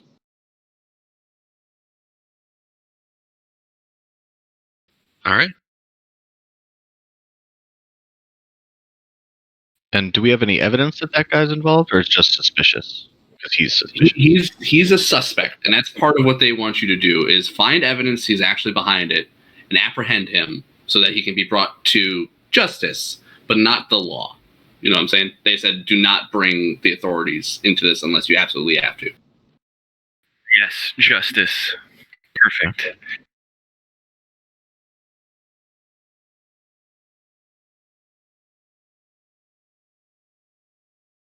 All right. So with that, you guys now know where Torgs is. It's just a matter of choosing how you wish to travel. Heading to Targos next would probably be your best bet.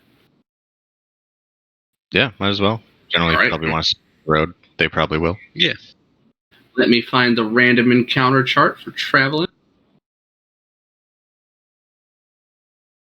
Chander's like, that's the capital of the 10 towns, right? That's the big one. I believe it is the biggest one. It is the biggest. Capital is not quite the right word, but yeah. Well, the main. I just remember from the book. It's like the main town. Like, the Athens or the Sparta of the area. Mm. They're all independent, but it's the biggest one, and if there's really bad shit, they all go there. Right.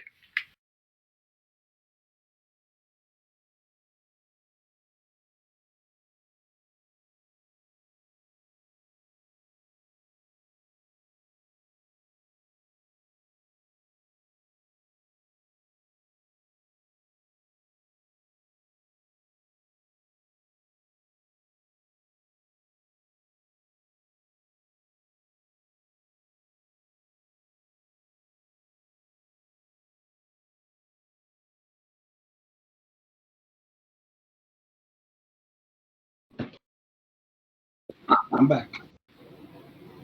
Nurse, maybe you can help me. Where's the fucking random encounter place for the travel times and stuff? I thought it would be with all the travel info, but it's not. So those encounters technically are for the tundra in chapter 2, and they're at the beginning of chapter 2. I introduced them in chapter 1 because I wanted to make it more challenging because of the higher level start and everything. Yes. Okay. I'm going to be doing the same thing. I was just like, where is it? And okay. Thank you. Found it. All right. Now, please, somebody give me a D20 as you travel for those 3 hours. You would find that there is no blizzard tonight. That's me again. Yep. Sure. Yeah. 17. Prepare to die. Okay.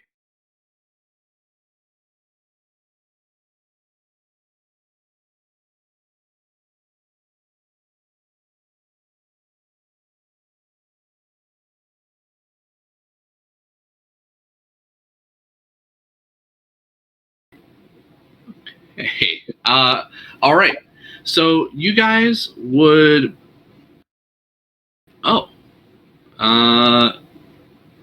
Yeah. You guys would come across a group of 8 kobolds trudging through the snow, bundled in shoddy cloaks made from stitched together weasel pelts, and using their javelins to help them negotiate the frozen ground ahead of them. It looks like they are heading north.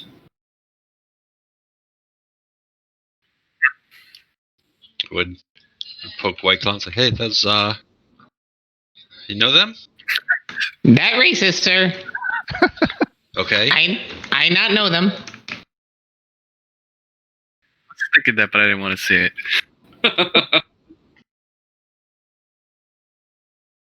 They Just... unless you guys try to hide your presence, one of them would notice you and start tugging on the tail of the one in front of him, and you just watch as like this chain of all the kobolds getting each other's attention. And then I would just yell out. Like, Okay. hey, what are you guys doing? Where are you going? They would kind of gather together, and then they like wave to you, and then they start making their way over to you guys. Let me make sure they speak common. They do. Okay. So they would speak.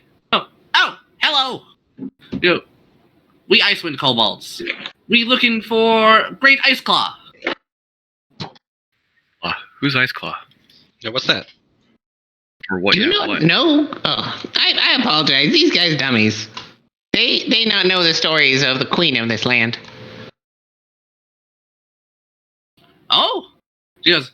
You pay respect to Queen. Make sure you pay respect. Is that a dragon?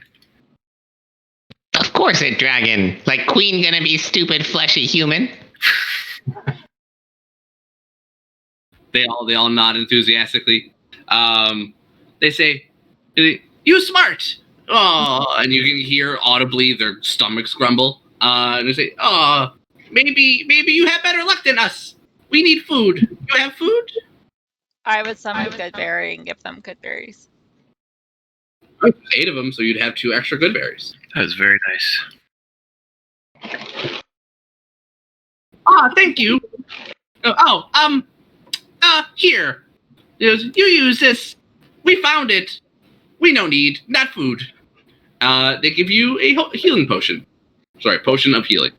Nice. Thank you. I take.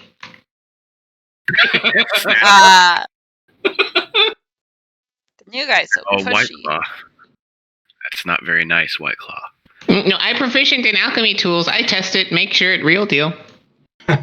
Never know where this thing come from. No offense, Mr. Kobold. Can't trust Cobalt. You're right. We found it on deck. Okay, little bit of offense on that guy. They nod. They say, "We used to it though. 10 townspeople know like Cobalt. Be careful. You have good time. We go find Ice Claw." Good luck. They Try continue not to freeze. They're all bundled up, and yeah, they look very small as they kind of start to disappear into the tundra. All right. With that, you guys have no other issues as you make your way all the way to Targos. Give me one moment. I will get the Targos map set up. If you guys want to take 5-10 minutes real quick, go use the bathroom and get a snack or something, now's a good time. Yeah. All right. Right back. Thanks. Snack.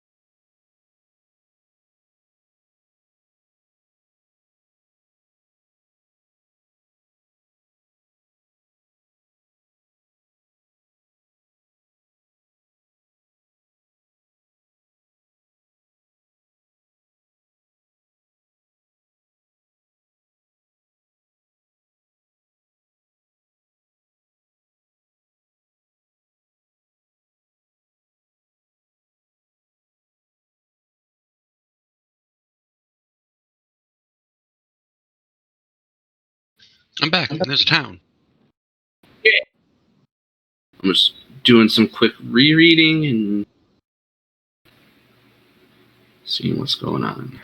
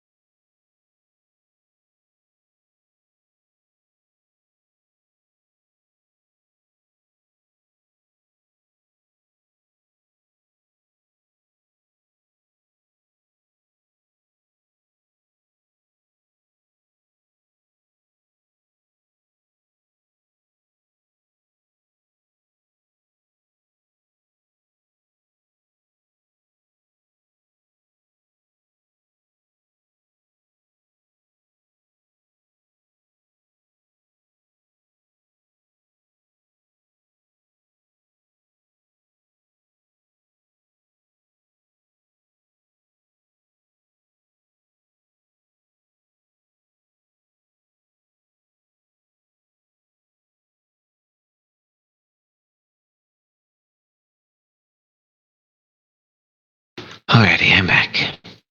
Welcome back. Welcome back. I'm here as well. Yep, I'm back. I'm also here. I never went anywhere. I'm still here.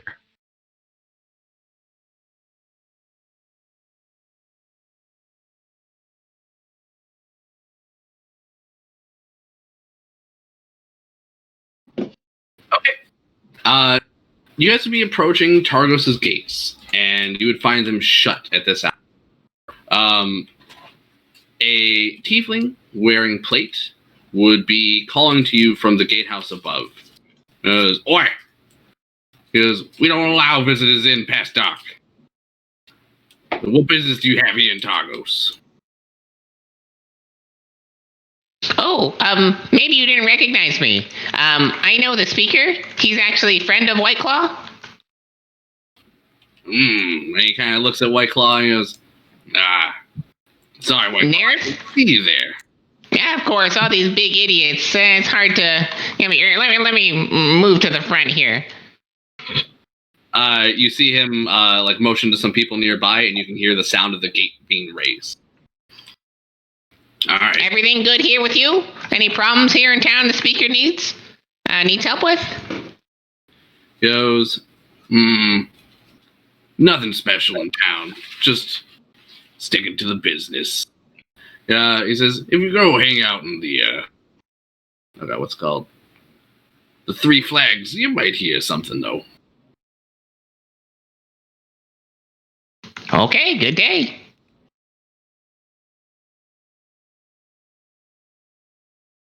All right, so you guys are welcome to enter Targos.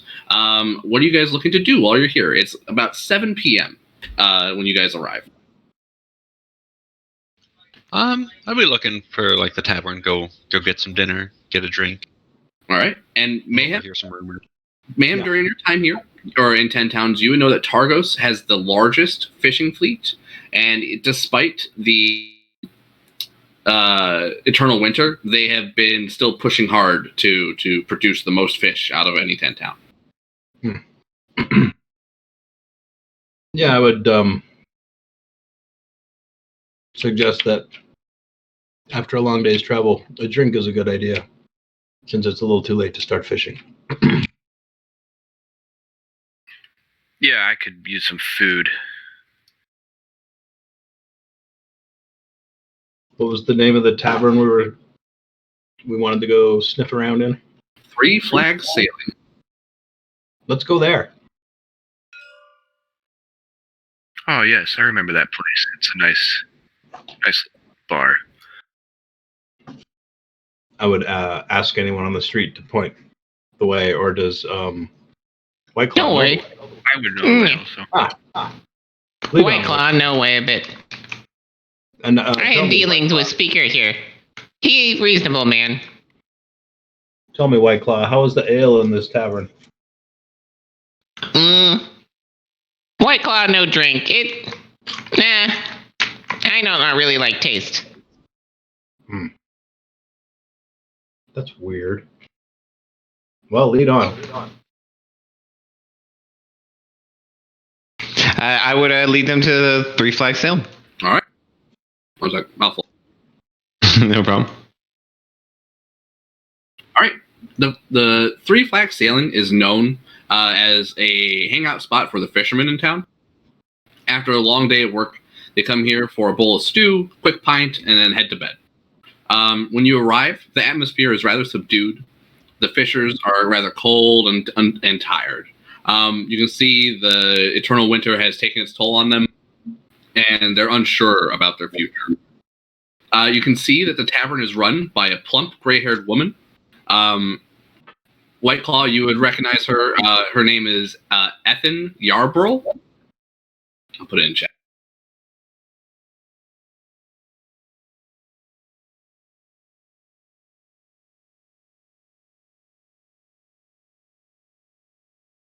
I had to make sure.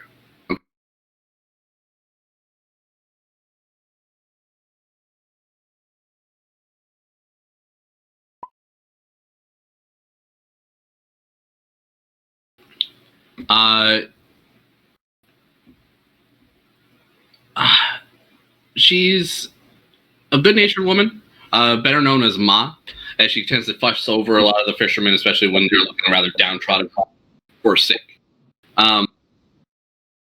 Ashley, your character would take a liking to hearing that, as apparently you have a similar feature.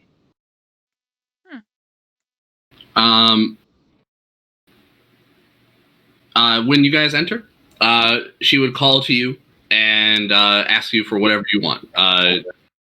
Tells you that the stew is great and the ale is just as good.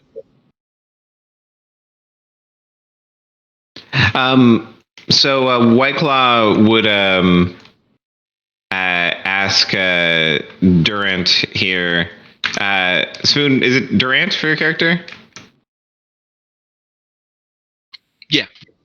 So I'd sidle up over to Durant and I'd say, You're pretty good with those musics. Maybe you play here? See if maybe we don't have to pay? White Claw not like to pay when he don't have to. That seems reasonable. Unless everyone's looking a bit down, we may as well try to give them some entertainment. Well, go on. You good with words, good with music. What form of entertainment? I would get on up to wherever would make the most sense, a stage or just on top of a random table or something, and start playing my bagpipes. All right. Give me a performance check. That was not very good.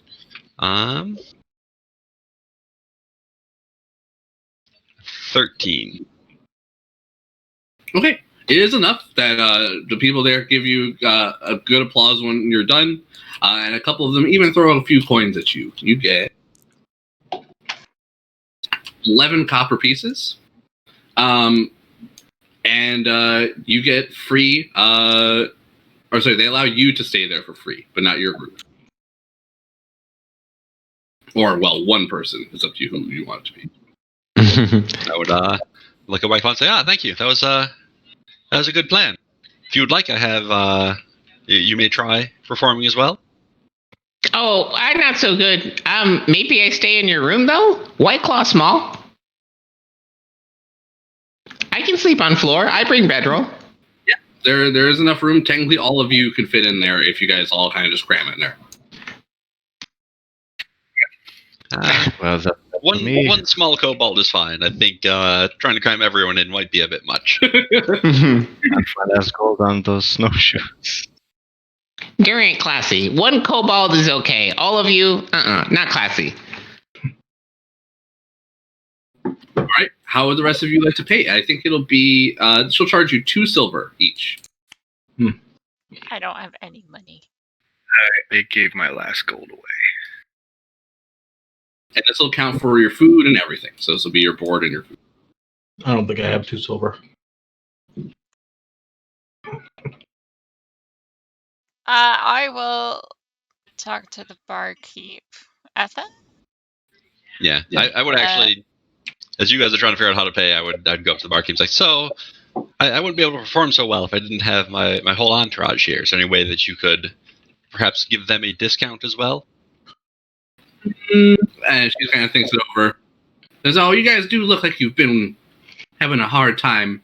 Oh, all right, 1 silver each."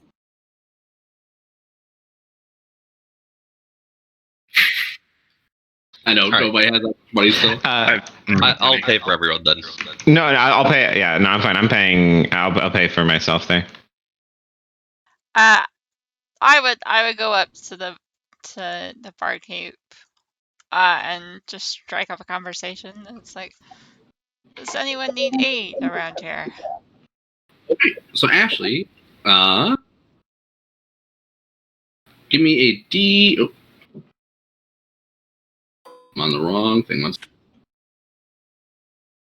Give me a D10, please. Give me a D. Give me a 10. 4. She tells you that she's heard a rumor that in Caraconic, local establishments are beset by vandals and thieves that skulk about unseen. The town speaker, a dragonborn by the name of Trophus, could really use some help catching these interlopers.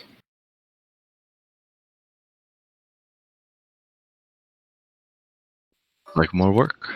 That's a different town or just a different building here? Different town. Okay. Northwest. Or east. Northeast. Yep. I guess I would go talk to White Claw since he isn't in with the speaker. So if he knows anything about the care. And I would suggest to the barkeep that I'm a trained brewer, and maybe that could trade for my night's lodgings services. I've not been to the care when you eat. Ashtai would ask. The care is in a different one of the 10 towns. And so Mayhem, you're trying to offer booze for the night? Yeah, or services if he needs help with his brewery or anything brewing related. She would tell you if you have the ability to brew some ale. They themselves don't brew anything. They get most of their meat from the town of Goodmead. But having something new would be quite interesting. As far as rules go, I think it's about 8 hours to make anything.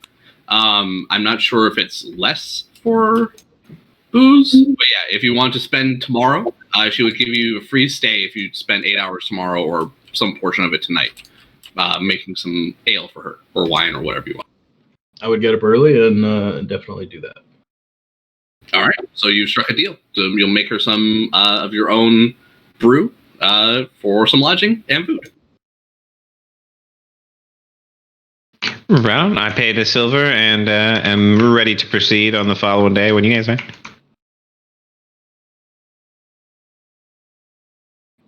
So is anyone not able to pay that needs the room still? I am not yeah. able. I'm not able. Right. So I need to pay suggest that 3. my brewing skills would cover her night as well, and see if I forgot her name would go for it. That would be for every other person. She would ask you to add a little bit more brew, which mechanically would be another 8 hours per person. Per person. Yeah. And I try and talk to her and see if, kind of like a on credit sort of thing, let us Open stay a here for tab. the night. Yeah, and then I Give me a promise. persuasion. Yeah, and I'll just basically say, the next day or when I'm soonest able to, I'll pay you with interest. If But you're yeah, honest, give me a persuasion. If you're lying to her, give me a deception. I'm 100% being serious. I am good for it too, but mine will be a deception. Okay, persuasion 18. Twirls his mustache while he lies. Yeah, 18. Okay. She says, "Oh, all right. I can't say no to you. He goes, just one night though. Most certainly, one night should be all that I promise to pay, with interest, as I said. Thank you very much. When you wake up, I'll have breakfast ready for you in the morning." All right. So you guys are welcome to stay at the Three Flags Sailing. If any of you hang out and drink for the night, please let me know. I mean, I would I would get stay into for 1 a or game 2. of. Okay. If you guys hang out for a few more hours, give me one person, with just whoever it is. Give me a D10. Whoever's staying, one person. Yeah, I'm going to stay with them. I'm not going to drink anything, but I'm going to hang out and talk. I mean, I'll drink as much as I'm allowed on my 9. A 9. Okay.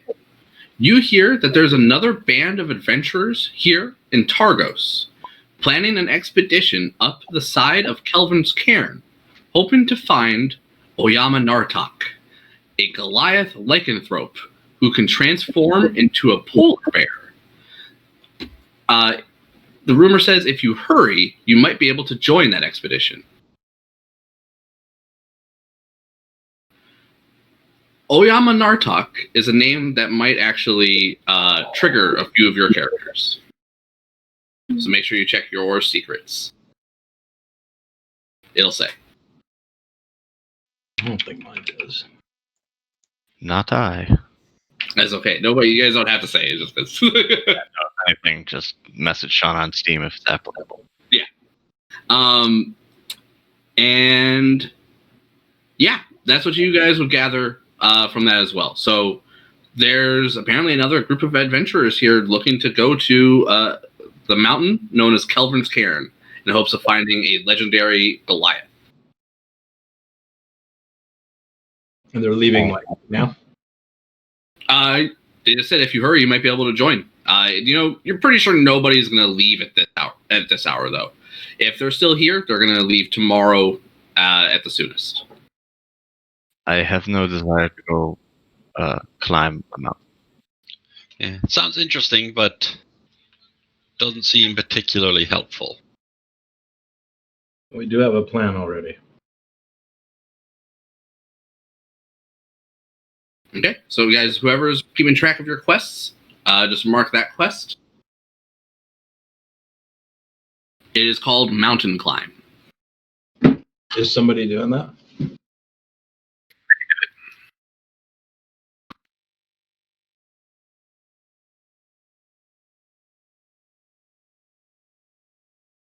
So it's mountain climb, and what was the other one?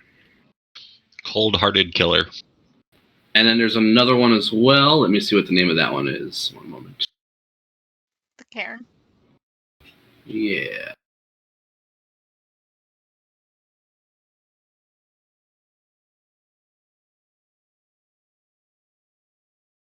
The Unseen is what this quest is called. All right.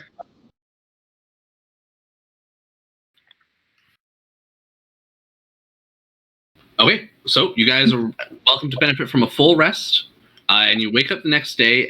What hour would you guys like to wake up? I know Mayhem, you said you wanted to wake up early, but you make sure you get at least your 8 hours of rest. You guys, let me double check. You guys would have arrived in Targos at 7 and probably gone to bed, I don't know, whenever you guys would have felt like at that point afterwards. I mean, knowing I had a full day. I'm an elf, so I meditate, so I will be up early. Okay. What time do you guys get up? What time are you guys waking up? I say wake 8. up around 9. About 5 a.m. for me. All right. Do you spend some of the hours that morning working on the brew when you wake up? I get up and immediately get to work. Okay. You know that the twilight time will start at 10 a.m. The rest of the group starts waking up at around 8, with only one person sleeping until 9. At around 8, most of you guys gather in the main area of the Three Flag Sailing, where you're brought breakfast and drinks. Ma takes care of you rather well, and just makes small talk with you, asking about your adventure so far. Do any of you tell her about the Plesiosaur and the good you've done so far for Rime? Yeah, I would regale her with those tales. All right, so you start spreading word of your own fame and success so far. You guys can hear, those of you who are, and at this point, we'll say it's 9 o'clock. So Mayhem, you were able to get 4 hours worth of work done. You would be down either in your room or in the main hall area where everybody else is eating. Yeah, main hall. You, along with everyone else then, just as Ash is arriving on scene and coming down the stairs before she's eaten, would hear a dog just barking incessantly, just off in the distance. You guys, Ash, you would come down and Ma would be fussing over you, trying to get a meal set up for you for the day. I thank her and try to help her. All right. At this point, you guys can discuss amongst yourselves what you want to do for the day. You have a few quests set for you. It's just a matter of what you want to pursue first. While you talk, I'm going to go pee real quick. I'm still listening. Me think want to go to Dugan's Hole. That quest sound like most interesting. Yeah, I think that's our next best bet. But I believe our friend over there has agreed to brew some beer for the tavern here. I have So I 4 think more we're hours. here for the day. Should we ask around town about the murder that occurred here? Perhaps there is more information to be gained. Aye, that is a good idea. I think we should do that first. I mean, you could do that, or you could stay and I'll tell you about a fish that got away. It was actually stolen from me. I have a very long story to tell you if you want to say. I'll go ask random people. We best be going. Thank you, but Great no. story.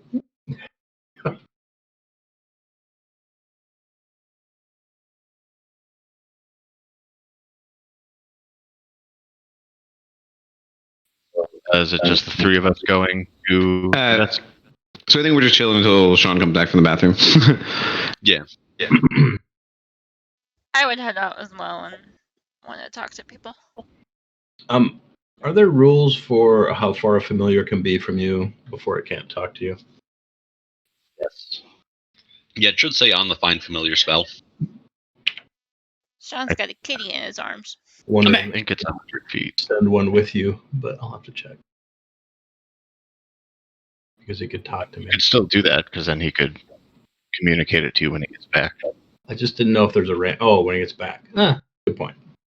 There is a range limitation, but yeah, he just could observe and report back. And that way you have someone you know you can trust or whatever. Mm-hmm. And the whole town's only about 2,000 feet across from one side of the wall to the other. Okay, I would send a hawk to fly over you guys.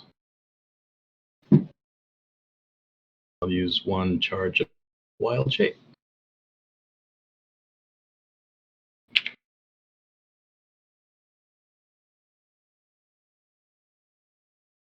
Okay.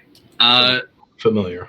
So when are you guys setting out? Are you setting out immediately, or are you guys doing stuff in town? I missed that part.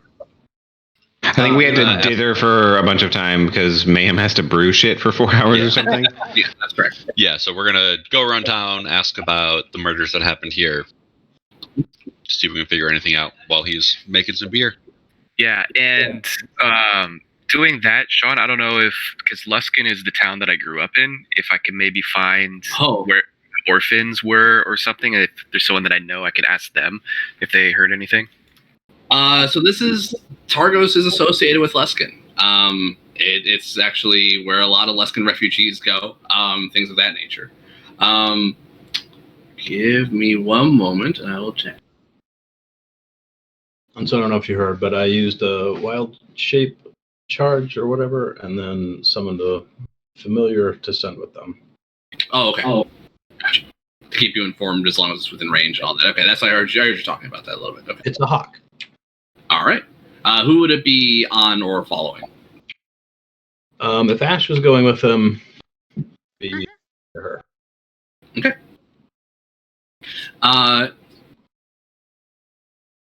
Sorry, there's so many tabs. Just 1 second.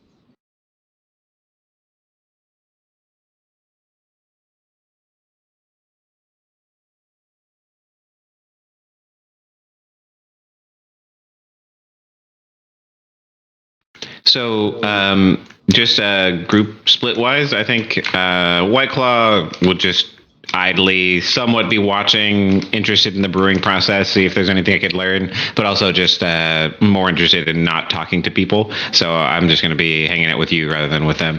So I think it'll just be the 2 of us and then the rest of the group. Oh, okay. Well, I would regale you with fishing tales while I brewed for 4 hours. I'm sure it'll be great for you. You keep trying to steer him back toward brewing. He keeps going back to the fish.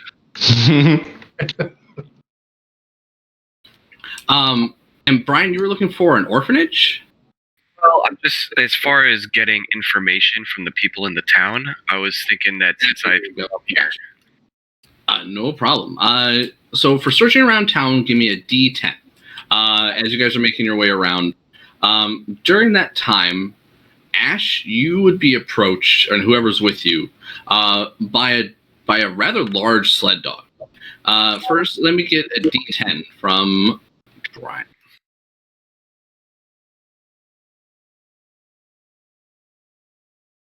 Okay. Hear a rumor that in Bryn Shander, some dwarves will pay good money to anyone who can find a lost shipment for them. Huh.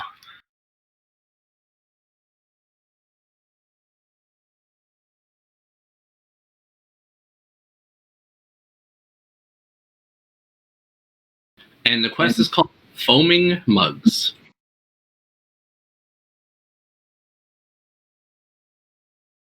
It's an excellent quest name. Indeed. Really want some hot cocoa now. Hot cocoa. Okay.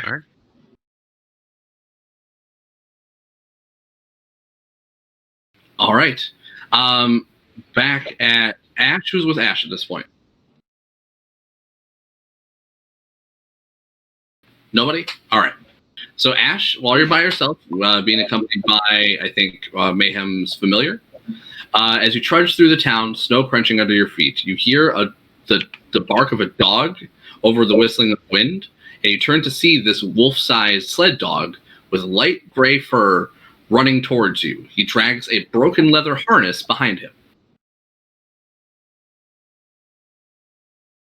The dog looks clearly agitated as it approaches you and is trying to get your attention. It whimpers at you and licks at your face as it kind of just leaps on you. It's rather heavy, and you have to do your best to actually keep yourself held upright. What is it, boy? Where's your family? It gets down and then backs away from you turns around, looks at you, barks, and then runs away from you for a sec, and then turns back and looks at you, and then barks, and then like turns and like looks like it's trying to lead you somewhere. I follow him.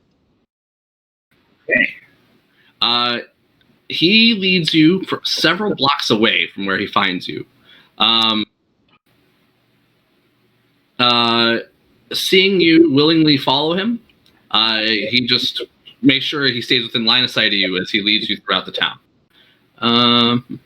He leads you to the front door of a modest dwelling, where you see the dog starts to bark and scratch at the door. A few moments later, a handsome man in his 30s opens the door, and the dog races inside. When the man sees you, his smile fades, and he urges you to come inside, where he can give you a warm cup of cider and share some info with you. Okay. He goes, I thank you for finding boy. He goes, but I thought you were my husband. I have not seen him in some time. He says, I was born in 10 towns, but my husband came from a wealthy family in Neverwinter. Garrett didn't care for city life. When I met him, he was working as a guide. He loves the outdoors. He lives to climb mountains. A few days ago, Garrett was hired by some adventurers to lead them up the slopes of Kevin's Cairn. Garrett's plan was to take the adventurers to Cair Konig, the town at the foot of the cairn. After they acquired some climbing gear from the outfitter there, he was supposed to lead them up the mountain. Garrett took 6 dogs and a sled with him. But Boy here, he was his favorite. Garrett raised Boy from a pup. Boy would never leave Garrett's side unless something terrible has happened. Boy has smart instincts to come search for help. Are you one of the adventurers from Garrett's party? Can you tell me what happened to him? I am not from his party, but I can help find him for sure. Oh, I never met the others who hired him. I don't even know how many there are. Could you find Garrett? Could you find out what happened? You look like an adventurer. That's why I mistook you. I apologize. I assumed so much. Your husband and I share the same interest. I am a guide as well. Oh, I know it's a lot to ask, but thank you. If you can, go to the cairn, climb the mountain, find Garrett and his companions. I don't have much money, but I am the proprietor. Sorry, but the proprietor of Luskin Arms is a friend of mine, and I could get you some free rooms at the inn there. Also, I do scrimshander by trade. I can give you some of my artwork. It's not worth much, though, I confess. My companions and I would definitely need some climbing gear to head up a mountain. Oh, I cannot help you with that. Garrett was going to buy his from the town at the base of the cairn.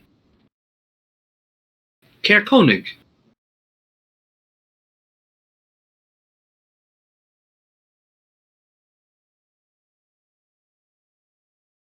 Yes.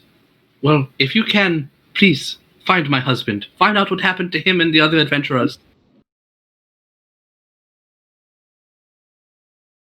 Yes, of course, I will talk this over with my companions. Okay. Boy stands beside Keegan, and then barks as you leave. It's like I'll just tell him I'll be back with my friends. All right. So, this is part of the same quest you've already heard about. A group of adventurers was gathering to head to Kelvin's Cairn. It looks like they've already left, and now they've gone missing. It's up to you to find those missing adventurers and their guide, Garrett.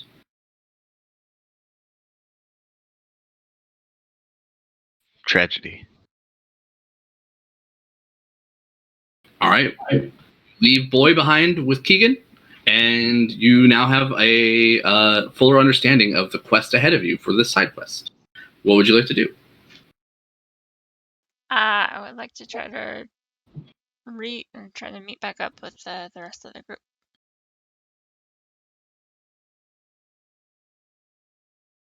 Okay, what is everyone else doing during this time? You guys are still gathering information, like Brian was, or brewing, or hanging out?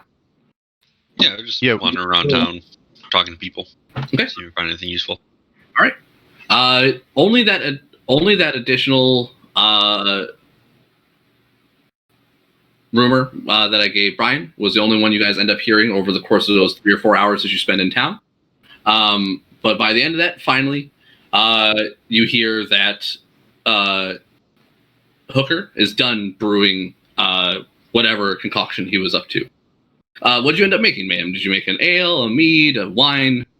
I made an ale from my homeland, famous among mountain dwarves. Excellent. All right. Ma thanks you for the ale and says she's going to keep it as a special behind the bar. She takes a sip of it, of course, before she puts it away and gives you her approval. Moments later, Ash would be arriving with news. Cool. My friends, I was approached by a sled dog and followed him back home. Turns out the party that we've heard about has gone missing, including their guide.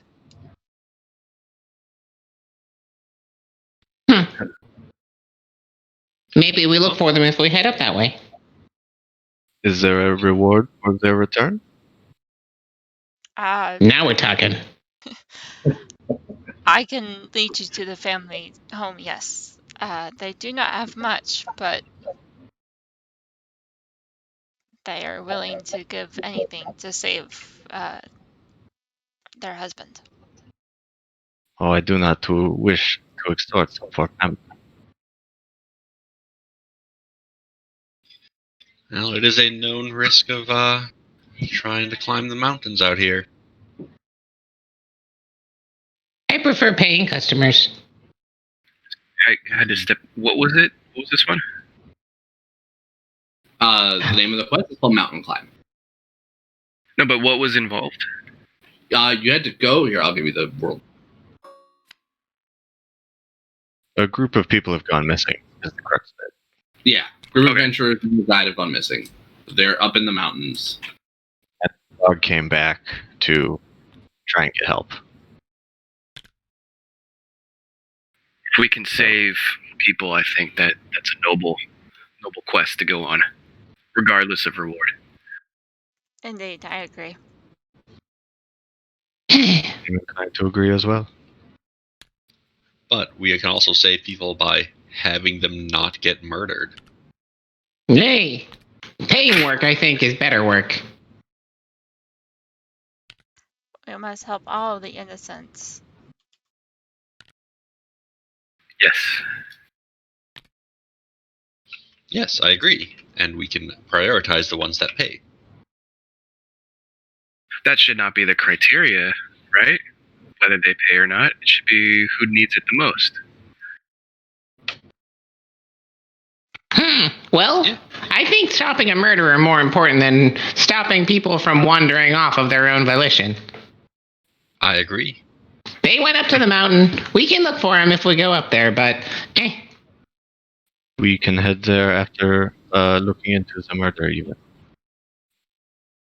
As there was also theft up that way, and certainly there is a reward for that. Or maybe we just keep the stuff if it's good. I mean, you don't necessarily have to say that part out loud. Mm-hmm. All right. You guys ready to march, Bryn Shander? Oui. Let's go. Let's go. All right, to Bryn Shander should take you about 2 hours. The road, while it's longer, is much better maintained. The trail to Bremen has been completely covered in snow. And what time were you able to finish up in your brewing and stuff to let us leave, Mayhem? That would have been at noon. I think Wait. noon, noon or 1 o'clock. I forget. Yeah, because if you start at 1 o'clock, it would be 1 o'clock. So you guys have 1 hour of twilight of travel. Ooh, and let me see if there's a blizzard.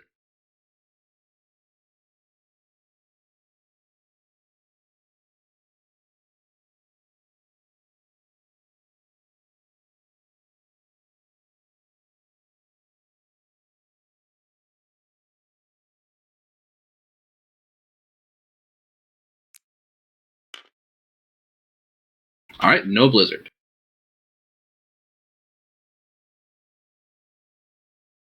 All right, you have a clear day, and you get 2 hours of travel. Somebody please give me more rolls. 1 sec. Or Nick. Okie dokie, just let me know what kind.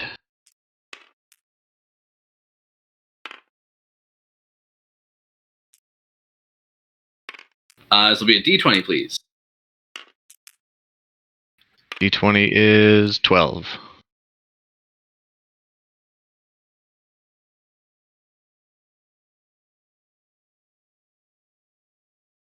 Oh, okay.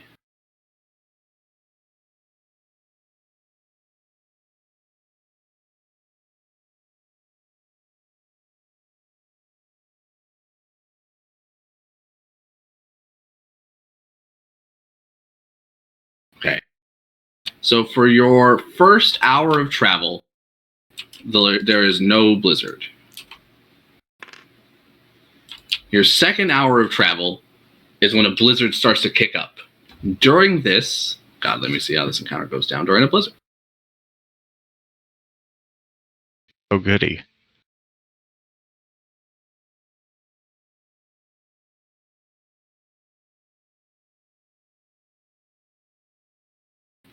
Okay.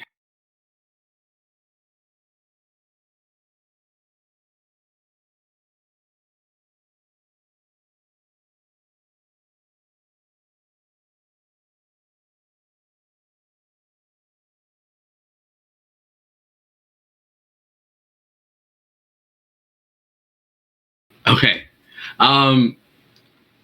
So you wouldn't see these creatures, but you would hear them long before they actually came into view. You would hear the cackling of fiendish gnolls. It's immediately identifiable to all of you. Everybody, please roll initiative. What the shit? All right. So during a blizzard, this is the first time you guys have had to deal with a blizzard. I'm going to run down the rules for this after everyone gets on it. It's gonna suck. -1 initiative. Yikes. That's right, you'll probably still go before me.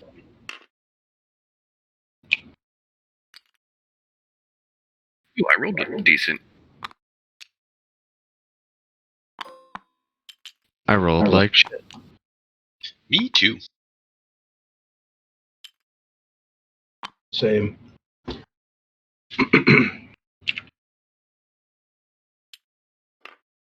And Moji won't let me use my hands, so there we go.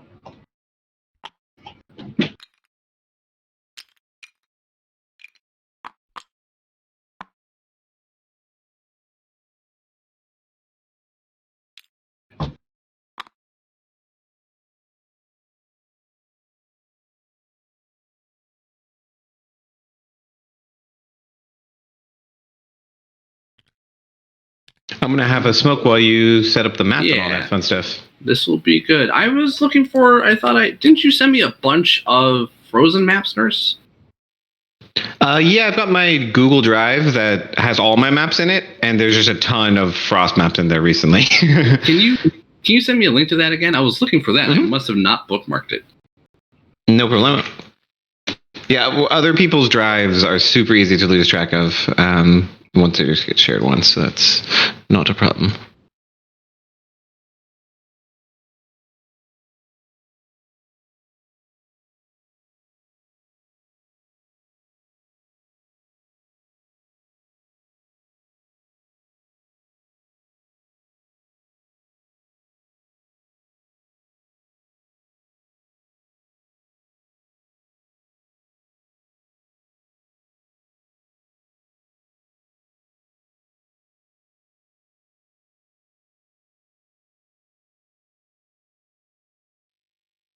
If you search that one just by the keyword of snow, you'll probably find like at least 30 maps.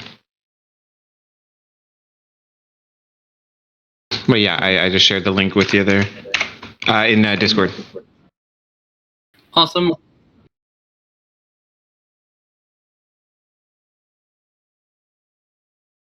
Got a bunch that are appropriate for on the tundra, and even ones that are more for on the road.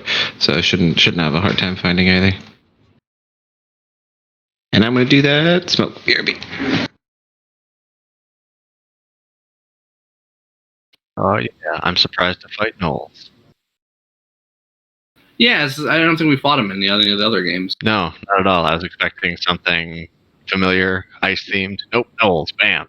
I haven't fought a Knoll in a long time.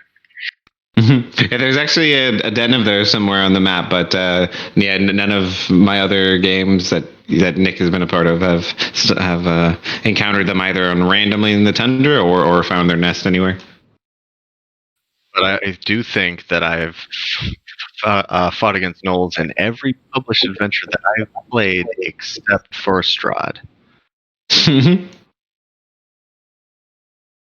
They did a good stuff of like incorporating more of their fiendish nature and like leaning into the fact that Knowles are not humanoids in the traditional sense and are actually like like fiendish humanoids really.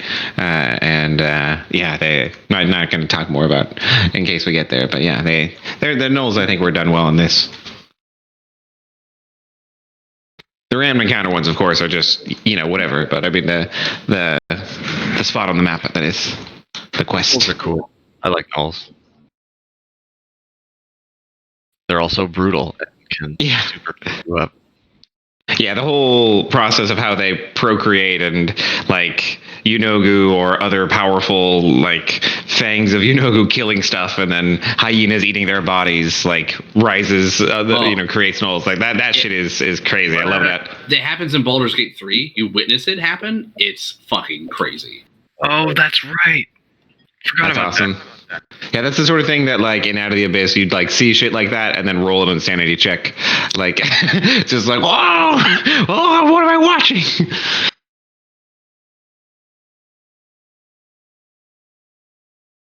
Yeah, Knowles are good times.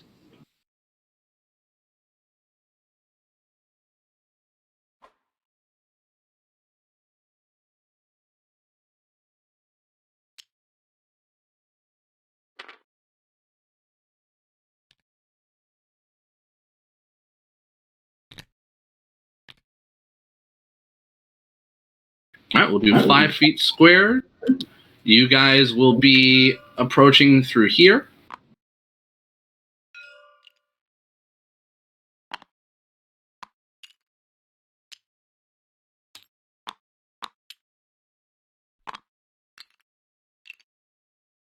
I believe the blizzard blocks visibility past 30 feet, so you guys can only see up to 30 feet away from you. Creatures without goggles or other eye protection have disadvantage on wisdom. You guys are already fine with that. Concentrating on spells during a blizzard, you must succeed on a DC 10 Constitution save at the end of each of your turns, or you lose concentration on the spell. Ooh. Yeah, that's rough. Limits hearing to within 100 feet. Imposes disadvantage on all ranged weapon attacks. Imposes disadvantage on perception relying on hearing. Also extinguishes all open natural flames. Disperses any fog. Erases tracks. And makes non-magical flying nearly impossible. What's up? Disadvantage on only ranged weapon attacks? Weapon attacks. All right.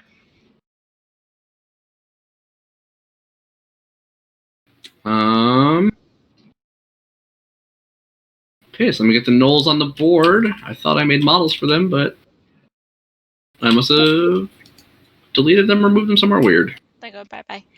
I didn't even notice all that blood over there. Hooray.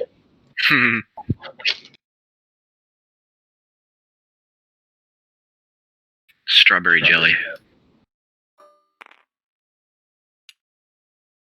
Ooh, are we missing someone? Yep. Oh, yeah. You know, in my other games, I was making it not just ranged weapon attacks, but all, like, even ranged spell attacks. I didn't realize it said only weapons. I have to apologize to my Eldritch Blasting warlocks and stuff. That's quite the backpack. That's a pretty awesome model. It's his Like, fishing backpack. It's Oh, like he's got the a flute in there, apparently. creatures in Labyrinth that gathers all the junk. Well, Very important stuff. I don't know what you're talking about.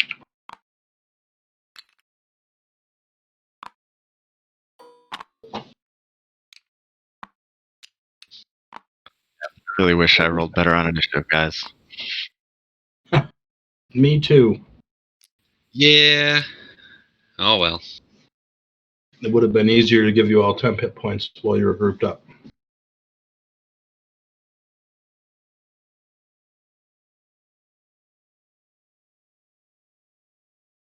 All right, these gnolls are going to be going first. All right. They're going to come dashing out of the blizzard, cackling with a fiendish frenzy. They can smell you on the wind, and they are hungry.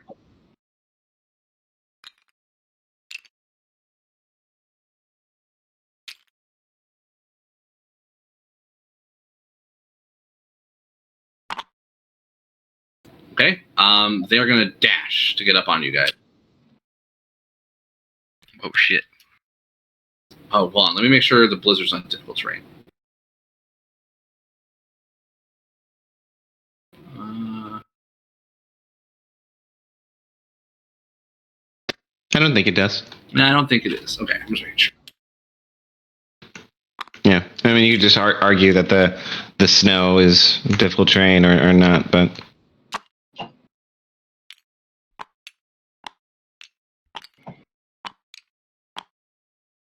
All right, to get to there. Good. These guys will dash.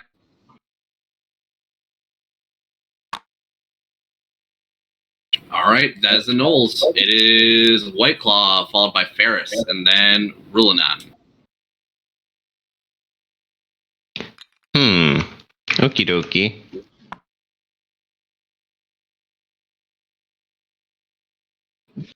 I think what I'll do is double check the range on Tasha's Caustic Brew, but I think that's probably what I'll do. Okay, so this is a stream of acid in a line 30 feet long.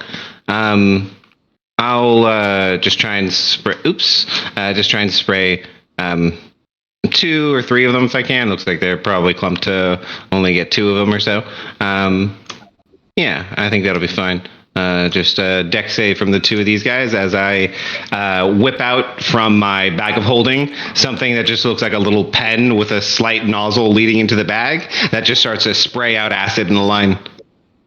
Oof. The one in the front fails. The other one in the back gets a natural 20. Rude. Okay, so the one that failed at the start of its turn will take acid damage. All right, mark him with acid. I'll make him green. Okay, and then after that, I think that'll just be it for White Claw, and then I would order Ferris to disengage and to move back. And then on Ferris's turn, he'd do just that, and then I think that'd be it. All right. After Ferris, it is Rulanan, followed by Ashai. Am I saying your name right, Brian? Rulan? I was Rulanan is kind of Rulanan. Yeah. Okay, I am going to hit this one with my Warhammer. Actually, you know what? It's early on. I am going to, in fact, not attack. I'm going to bless. I am going to bless myself, Mez. Who else would benefit?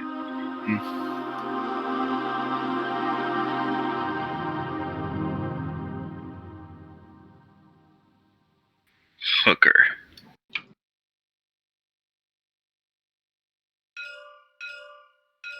Yeah, those three. Merci. Thank you, sir.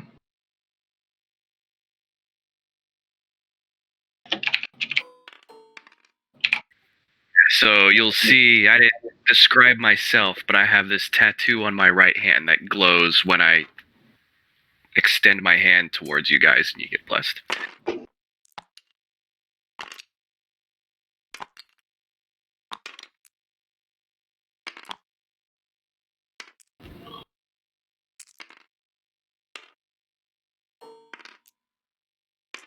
All right. Is then Ashtai up next, followed by Hooker. All right, Ashtai will call out, "Tie to me," and summon her wildfire spirit. Right here.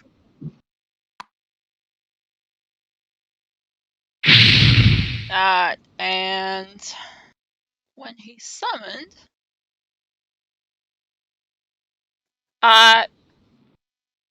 each creature within 10 feet of the spirit, other than me, when it appears, must succeed on a dex save or take fire damage. 10 feet. Mm-hmm. You can go right there and get more if you want. Sure. All right. So that'll be. I'll do the guy who's acid, and then tell me how much damage afterwards. Dex save. You got a 10. What's the DC? DC is 13. 13. Okay. And we have the other boys. 5 more.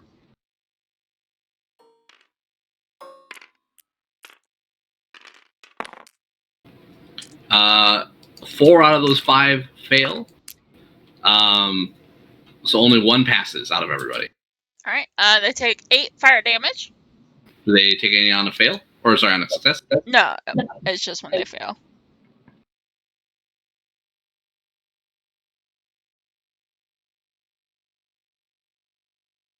All right. All the gnolls let out howls of pain as they are seared in fire. And then he takes his turn immediately after mine. That also fails. So it looks like the wildfire spirit has a ranged weapon attack, and that's it. Or a teleport.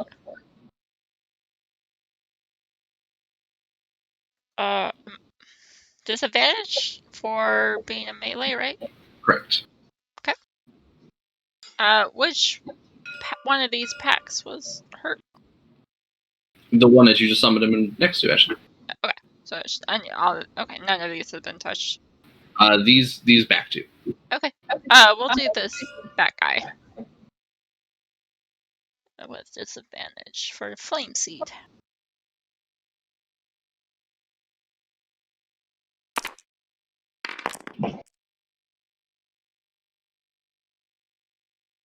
It's gonna be a 13 to hit.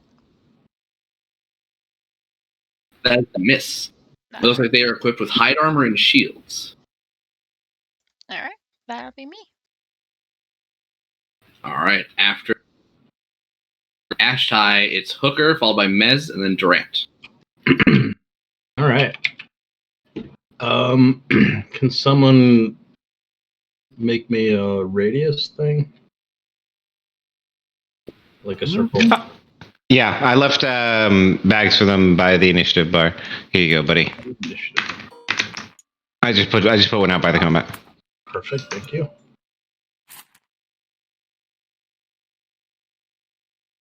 So let's see, 30-foot radius. Boy, is that radius? That's big.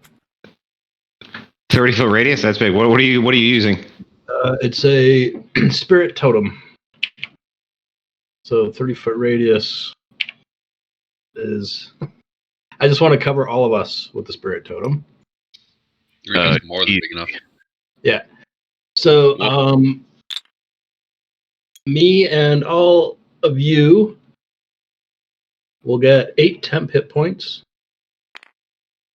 This is a Nice. bear spirit. And you all gain advantage on strength checks and strength saving throws while you're in the aura. That's my bonus action. And then, hold on. I'll make another smaller one. That it'll be a moonbeam. Oops.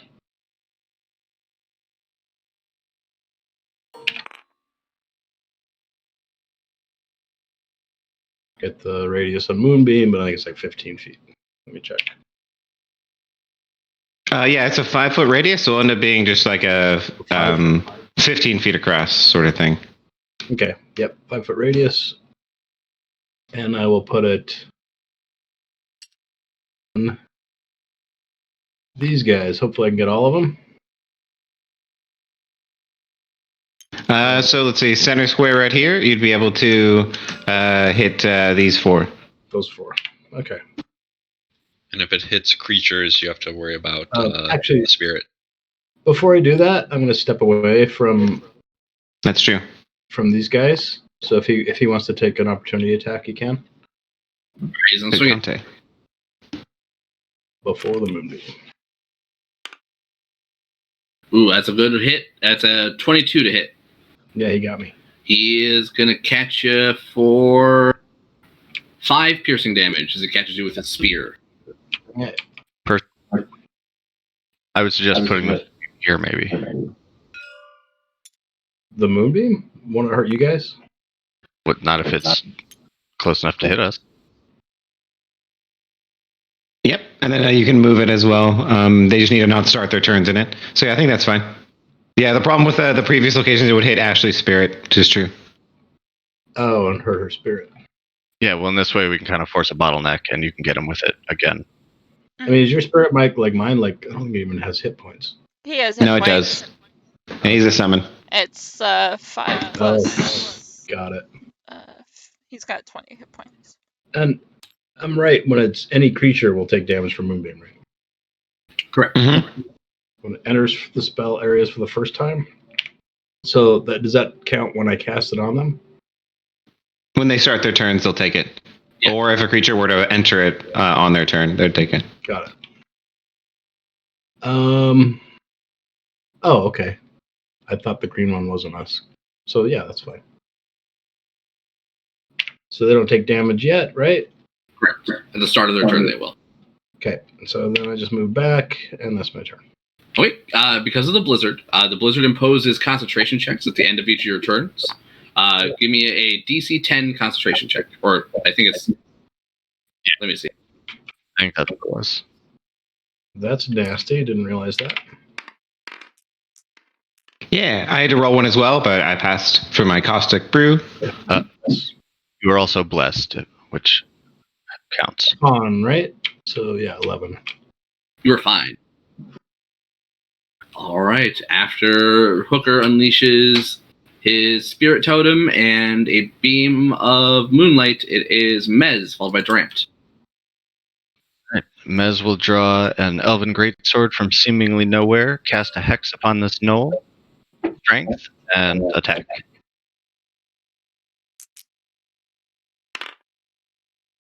Oof.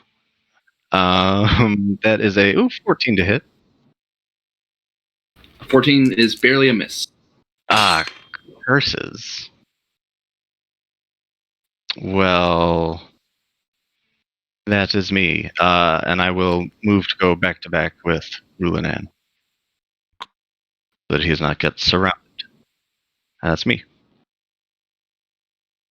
All right. After Mez, it is Durant, on top of the order. All right. Well, seeing the one that's coming right up on me, I am going to say some nasty things to him with unsettling words, and then I will heat metal on one of his weapons. I assume he has metal weapons.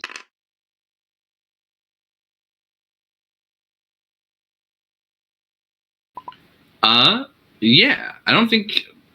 sorry, do they have to take a save for heat metal? It just happens, doesn't it? Yeah, it just happened. Right. So I don't need to waste an on that.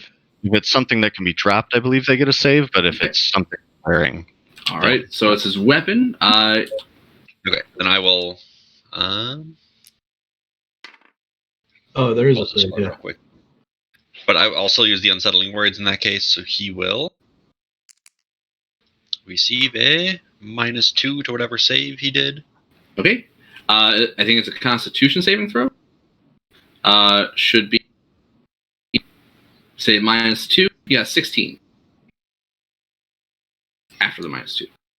So he's gonna still hold on to the weapon as it burns him. Which guy was it? Okay. The one closest to me.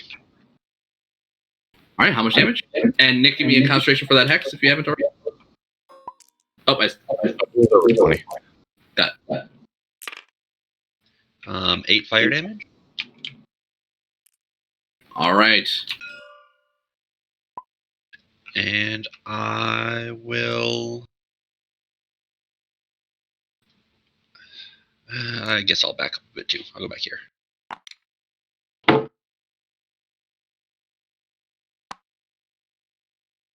All right. After that is the Knoll. Alright, I'll take my save. The Knoll with the ignited spear. Oh god, he takes damage for starting his turn in Moonbeam. I believe it's Yeah. Constitution save. And the acid damage guy, he's taking 5 at the start of his turn as well from that. Oof, he's gonna mess. All right, so I'll do the 5 out. Constitution save.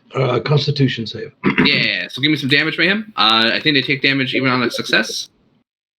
And if they happen to be shape changers, blah blah blah, but I don't think they are. Correct, they're not. The highest roll was a 12 on their saves. Okay, so 2d10.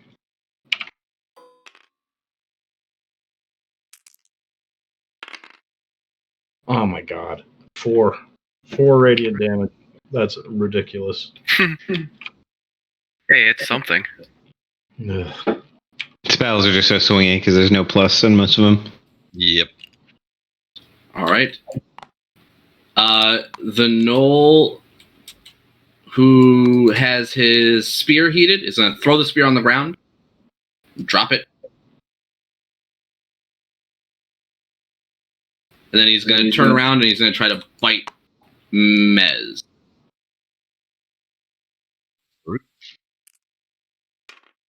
He crit. Nick, Fucking hate you. Finish me.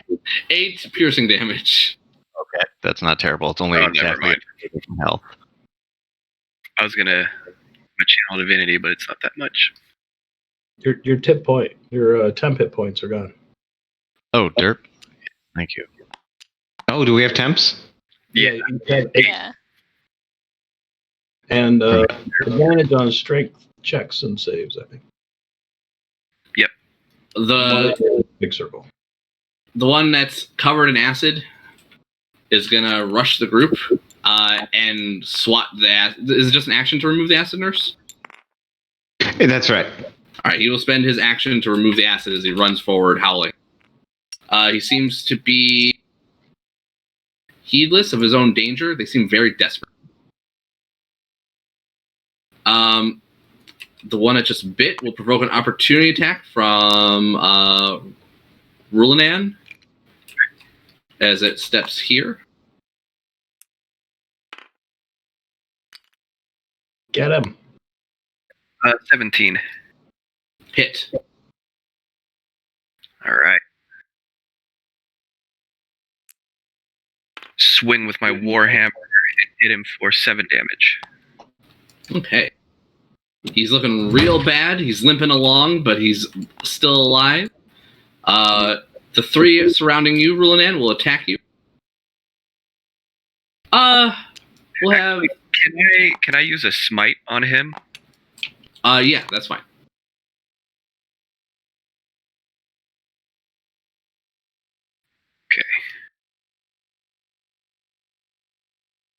Okay. And just as you get more and more used to the paladin, try to apply the smite before you roll your damage. Yeah, sorry. That's okay. It's you're learning them. 9 damage. 9 damage. That will be enough. Down goes this Knoll. Yeah. All right. So First blood of the campaign.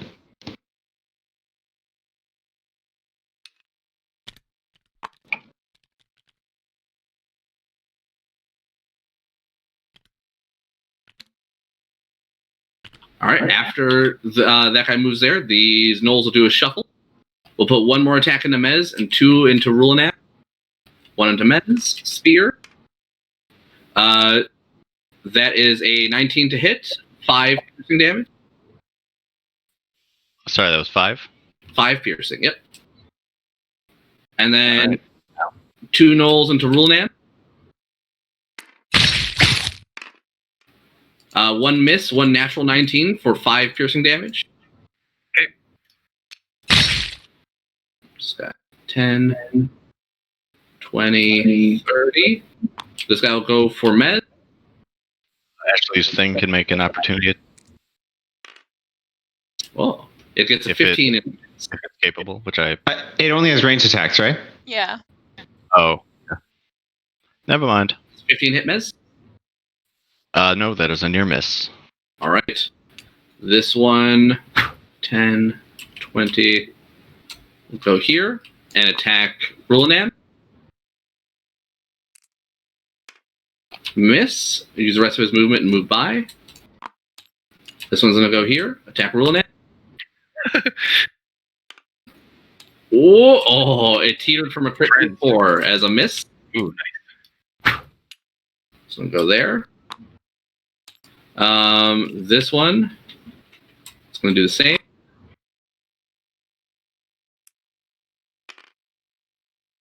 This one gets a 21 to hit for 5 piercing damage. Okay. And this one will go here and do the same.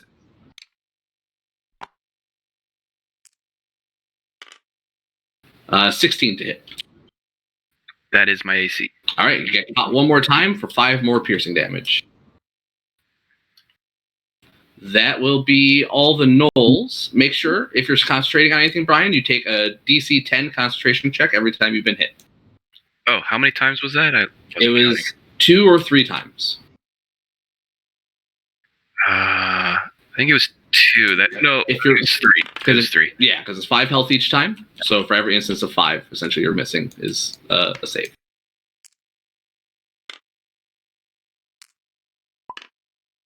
Remember, your bless counts for that save. Yes. I passed all 3. It was a DC 10. Yes. Yep, because you didn't take more than 20 damage. After the gnolls getting in there and drawing some blood, it is White Claw followed by Ferris. Okie dokie. I believe I am going to trigger an opportunity attack from this gnoll here as I hop off of Ferris and dismount and start moving away. I'll have Ferris use his reaction to impose a disadvantage as he's just going to be like nipping at him and scratching at him to try and distract him. Nice. So he's going to try to attack you with his opportunity attack with disadvantage. Wow, he rolled 2 natural 18s. So 22. Rude. Yes, sir. He sticks you in the back, even despite his all of the distraction for 5 piercing damage. Bad Ferris. And snap back at Ferris as he's not doing his job. And then I'll be moving up to here. And I think from here I am going to take a... I wanted to go a little bit further. Yeah, I think what I'll do is actually end up going to here, and I'm going to use my kobold racial and use grovel, cower, and beg. I want to kind of flavor it less groveling, cowering, begging, more along the lines of just trying to be very distracting. And I'll just be yelling at these kobolds as I just kind of start calling them all little dogs there. I'll just be, You all are just a bunch of dogs. I'm gonna be king of this place. You'll see. I'm gonna marry me a dragon, and you'll all just be statues of ice. and just be trying to distract them all. So what this effect does is, as an action, I grant advantage to all of my allies' attacks on enemies within 10 feet of me. So this is my action, and then I'll use a bonus action, Sanctuary, on myself, and that'll be it for me.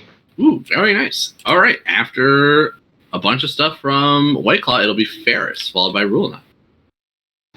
Ferris is going to use Force-Empowered Rend to attack the knoll. Keep in mind, it is a bonus action to tell him to attack. Otherwise, never mind. Yeah, sorry. Yeah, I forgot I have to repeat that every turn. So he's going to hang out where he is. All right. He can still dodge. He can do like a few default things if you want him to do. Yeah, that'll be just fine. He'll keep himself safe. All right. After Ferris, it is Rulinan, followed by Ashtai. Okay. I am. Let's see. I forgot I actually had Sanctuary. You did that, Greg. Oh yeah, that's a good one. Yeah, and I'm actually wondering if I should put on someone other than myself.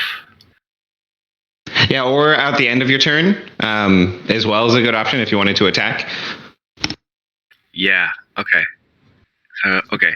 I'll attack this one, the one that seems to be a little bit more damaged than the others. Advantage from the distraction. Yeah.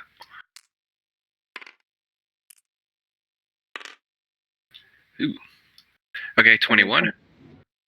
Hit. For 5 damage. All right, he's bloodied after that. And I will put Sanctuary. I guess I'll just put it on myself.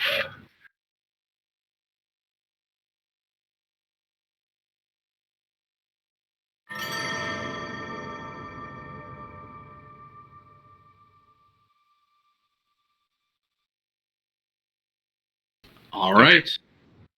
That'll be a Sanctuary isn't a concentration, but Bless is. So we need concentration at the end of your turn because of the blizzard. Pass. All right, Ashai, you're up next. Alright, I'm gonna summon Flaming Sphere over here. Okay, I'll get you a little ball. I already did. All right. And then with my bonus, I'm actually gonna have Ty attack. This one.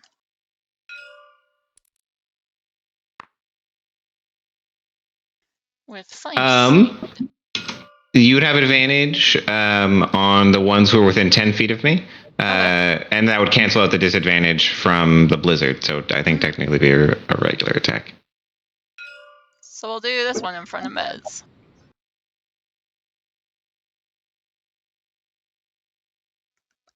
I'm going to use my bonus action to attack the knoll in front of Mez with my spirit. Gotcha. With Is it a weapon attack?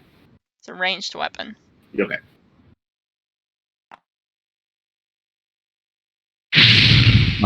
Focus fire. And Okay.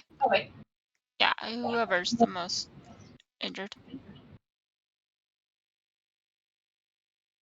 It's going to be 18 to hit. That hits.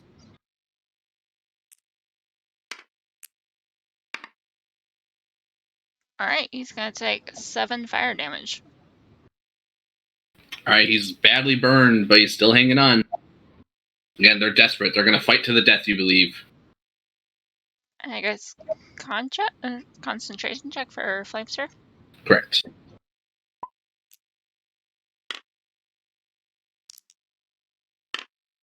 I'm good. All right, it is Hooker up next, followed by Mez. All right.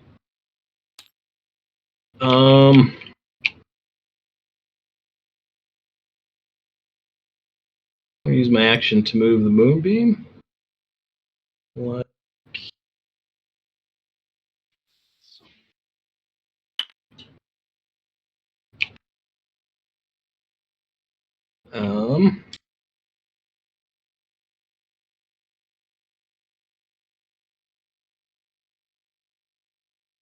I think that's it for me. Okay. Unless somebody's hurting. Anyone below their temp? I'm very slightly wounded. I think Rulinan's been stabbed a fair bit. Yeah. Okay. I will bonus action healing word him.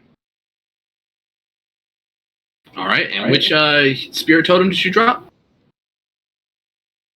Does it go away?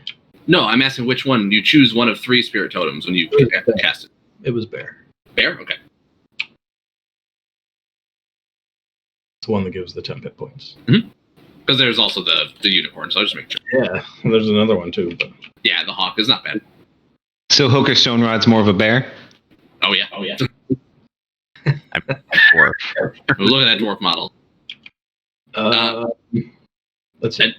That's your action and your bonus. It'll be concentration for the moonbeam at the end of your turn, and then that's pretty much it. And I gotta figure out the healing word. How much is it? How does it heal for? It It's should be a 1d4? Yeah, plus your wisdom mod. D4. Okay.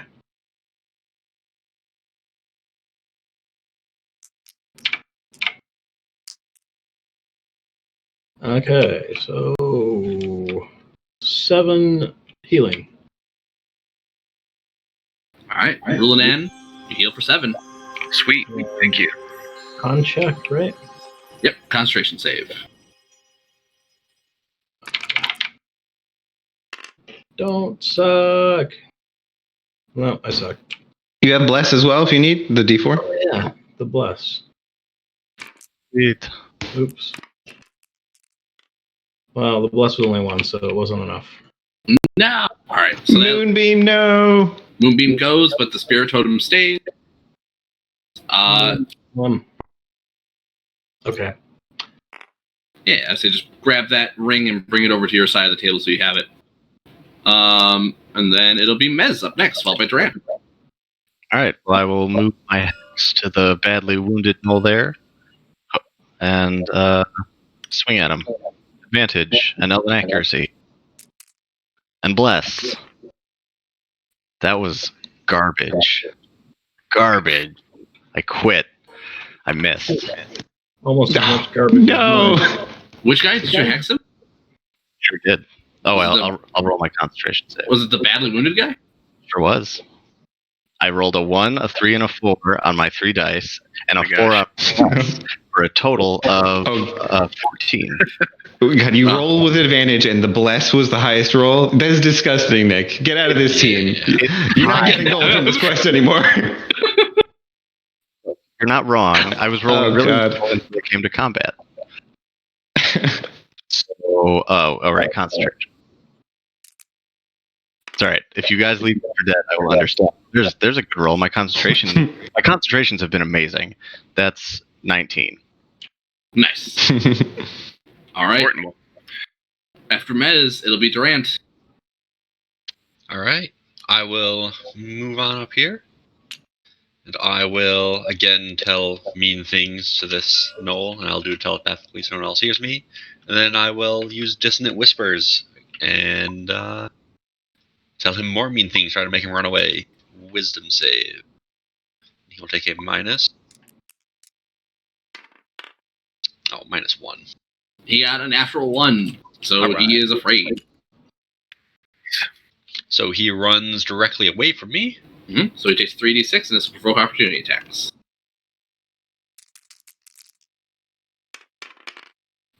Very nice. 15 psychic damage. All right, he turns to flee. He gets 1 foot in the air to take a step, and then he falls over dead as his brain just fries.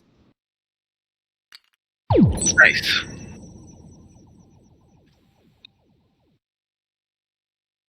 All right.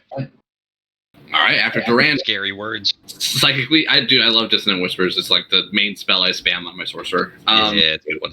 It is now the Knoll.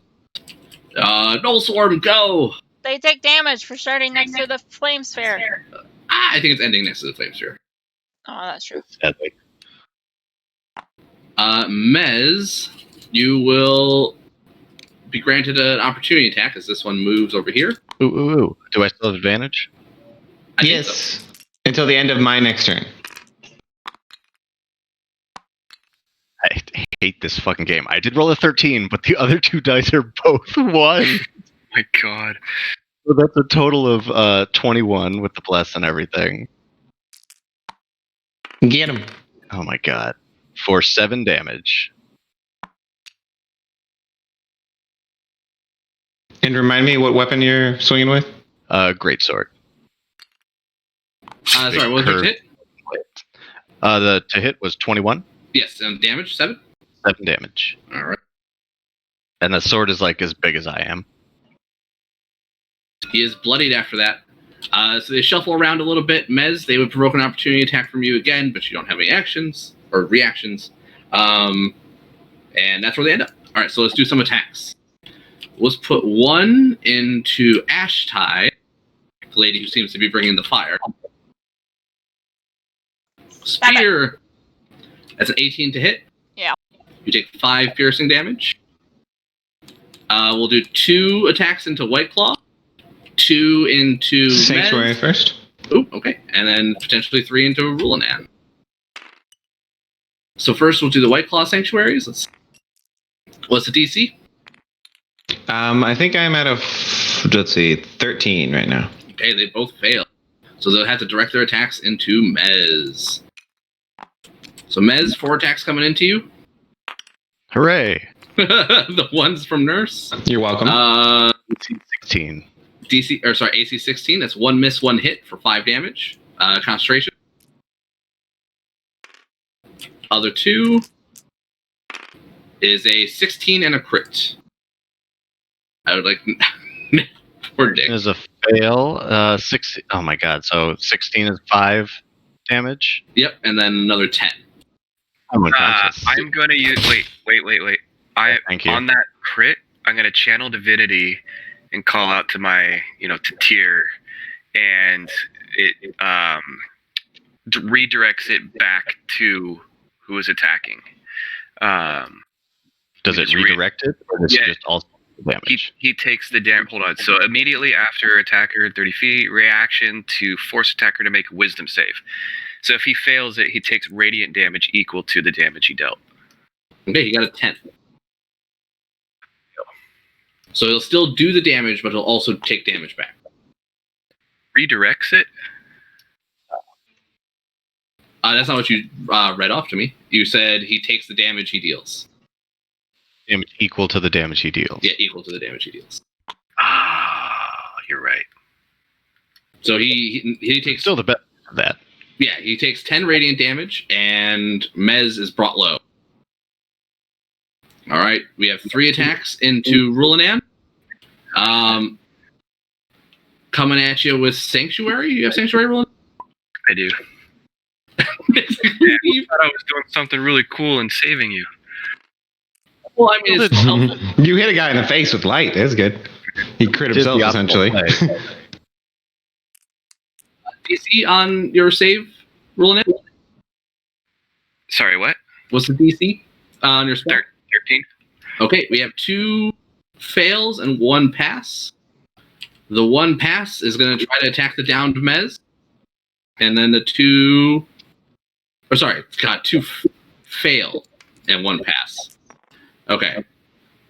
Mez! No!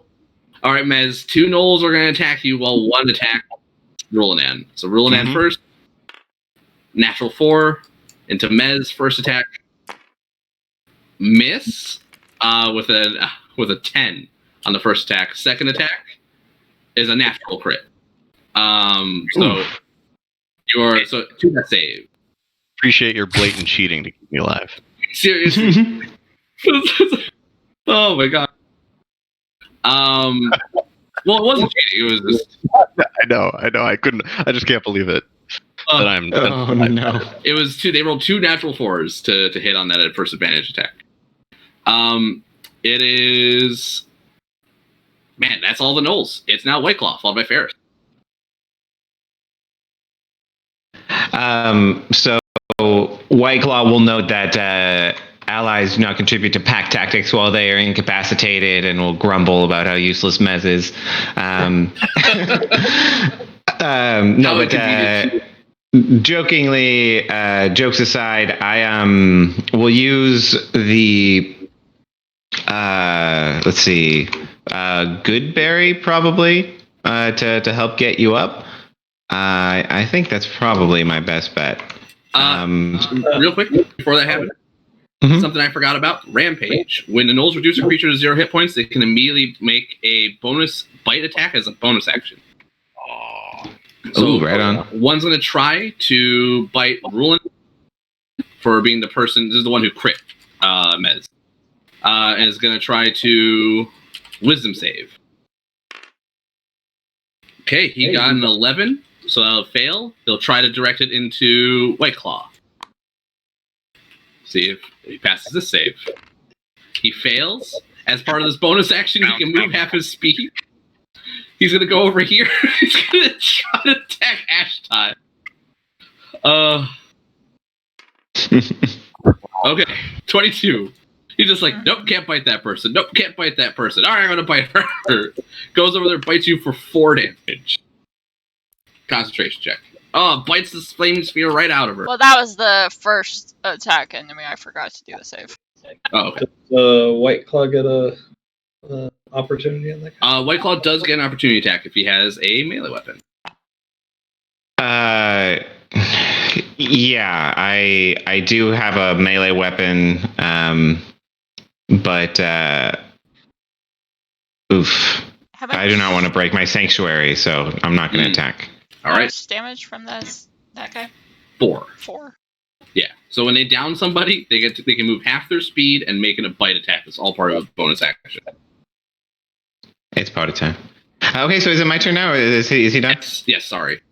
No, that's cool. So I'm going to not know where someone as weird and large as Mez would keep a good berry, but I keep mine in my pocket, and I would just pop it right out of my bag of holding, and would pop it into Mez's mouth with my action, and he would wake up to a white-scaled kobold slapping him in the cheek, saying, Wake up! You're useless from here! They're gonna eat your face! They look up Thank you, White Claw. You see 4 Knolls just looming over you, just like just making their cackling noises at you. I am not in love with my current situation, and I'm going to use my bonus action and just be shouting at Ferris. Ferris, come here! Hit one of these things, please! Get me out of here! And I think that's it for me. All right, after White Claw, it is Ferris. Okay, I think Ferris will stride 5, 10. I think he'll just end up like this, and will be okay. And then I think from here he will make an attack on the weakest looking one, which I think will be this one. So he's gonna just lash with his Drake-shaped maw, and he's gonna get a critical miss. Shame on him. That is going to be it for Ferris. I'm glad it's not Ferris's day off. All right, his Rulanan, followed by Ashtai. Okay. Seeing what just happened to Mez, Rulanan is going to extend his right hand out onto Mez and heal him with a lay on hands. And I'll just do the entire pool of 15. Try to always save 1, because then you can at least get somebody who's unconscious up again. I'll do 10.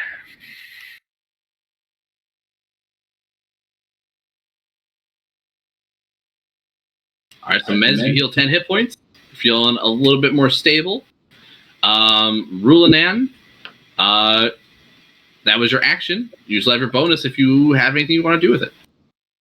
I don't think I have any bonus actions.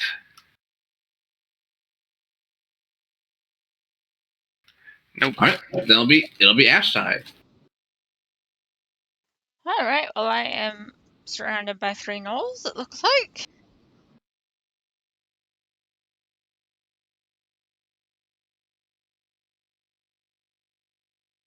I guess I'll try a Thorn Whip. One of them.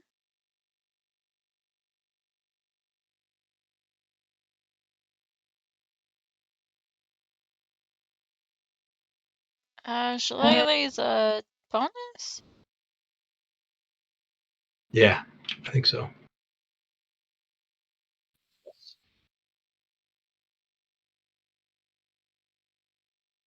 It shouldn't have any effect on Thorn Whip, but yeah, it empowers your club or staff or whatever if you use Shillelagh.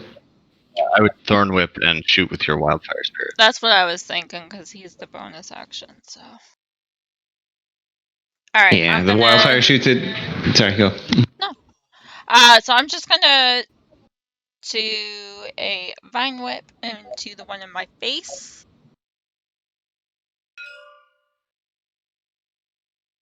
Or is this one more hurt? It's 1 health difference. Okay. Let's do the one in my face. It's fine. So melee spell attack. Nat 1. Good start. Of course.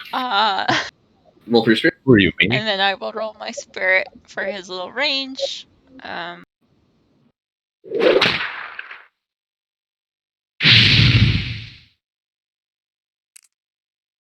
Stupid blizzard disadvantage.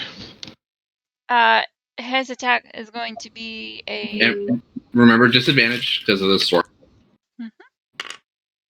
He fails as well, so that's me. All right. The blizzard is no place for, I guess, cold weather. For your hot elementals. It is then going to be Hooker Stone Rod, followed by Mez. Let's see. Can't cast 2 leveled spells on the same turn, right? Correct. You can do a cantrip and a level spell. Yeah, as long as they're you have the actions for it.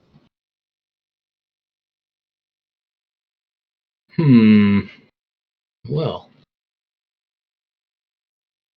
Then I will Thorn Whip this guy in my face, or try to.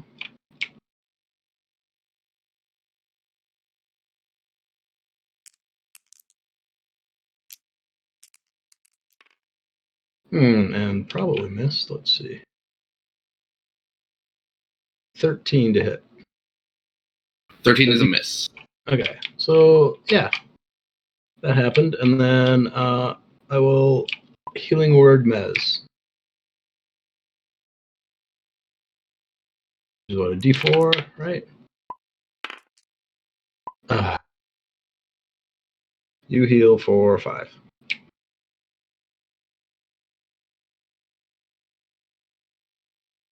All right, Mez, you heal for a bit more. All right, thank you. And then it's Mez's turn.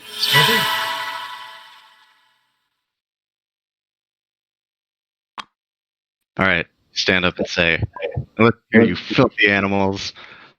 I will punish you in the name of the moon." And I cast Armor of Agathis. And then I put my Hexblade's Curse on this guy that's almost dead.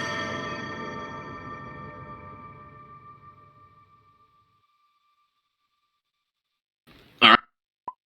After Mez, it's Durant. All right. Well, once again, I'll start shouting nasty things at them, and unsettling words, and then dissonant whispers on that knoll.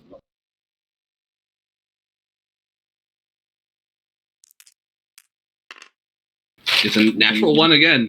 That's good. He also took a -6 on the save. So, sorry, which one is it? After you roll your damage? Ooh, nice. 17 damage. It was That one? Oh, he is dead. Again, turns to run and collapses before he gets anywhere. Nice. Yeah, telepathic bards. Yelling insults from their mind, killing them. Killing with words. All right, if that's Durant, it'll be top of the order with the Knolls. All right, we have 2 of them going to attack Ashtai.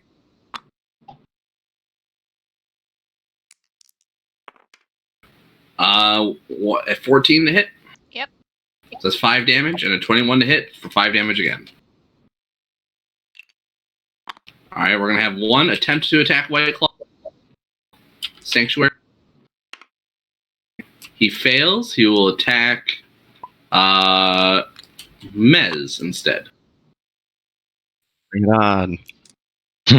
Ferris will impose disadvantage on his attack. Oh, all right. With disadvantage, that is a 17 to hit. Go ahead. You get caught for 5 piercing damage. He takes 10 damage and retaliate 10 cold damage from Armor of Agatha. Oof, he nearly dies from that. He is in bad shape. All right. Nice. Another one going for Med.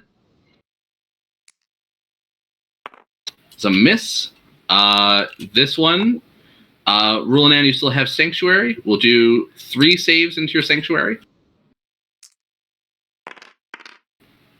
2 pass, so 2 will attack you, and 1 will attack Mez. They're going to shuffle up a little bit.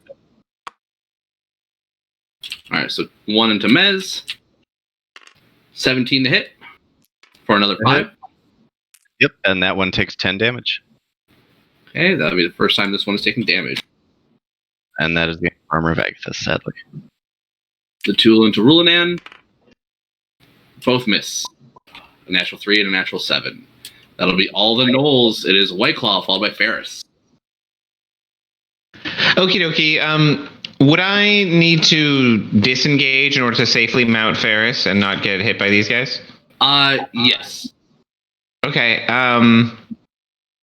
I think I will just bite the bullet and break my sanctuary then. What I'll do is I will cast Shocking Grasp with advantage from Pack Tactics on this Gnoll here, as I'll reach out with one of my hands and have like a sneakily little hidden electric probe that has a connecting trail that leads into my bag of holding, where I got a little power source, and I will try to electrify him here. Let me take a look at this attack roll. Blammo. Well, that is going to be an 18 to hit.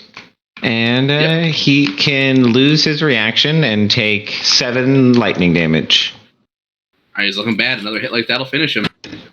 Okay, I'll now take 1 less opportunity attack on my way back as I mount him. This guy will try to stick you with his spear. He gets a natural 18 for 22 to hit. Rudeness. They hit you for 5 as he sticks you in the back. All right, well, that'll be the first hit on me, so it'll go a little bit into my temps. And then I will mount Ferris, and let's see. I will point out to Ferris the one that attacked me, and I'll say, Ferris, bite him first. And that'll be it for me. All right, it's Ferris. Which one was it that attacked me? Is it this one? Okay, perfect. I'm going to have him move up and give him a biting. The force-empowered rend attack is, let's see, a 15 to hit. That does hit. Awesome. That'll end up being 6 force damage for his trouble.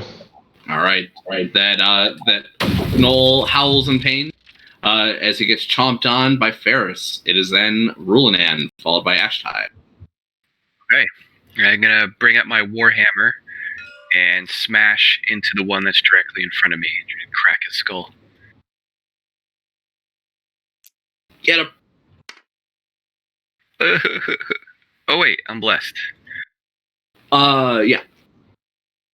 Oh, I need to do the save first, or? Save? Concentration? The concentration at the end of your turn for the blizzard. Or anytime you take damage, yeah. Oh, shoot. This probably misses anyway. 11. 11 is a miss. Shit. All right.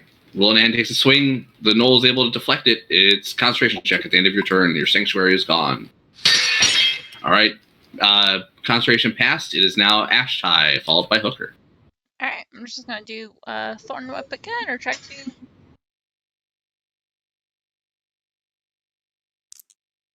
Who you throwing up? Let's do this one. Okay, this one, all the way over here, looks the worst. Okay. It's the one I whiffed.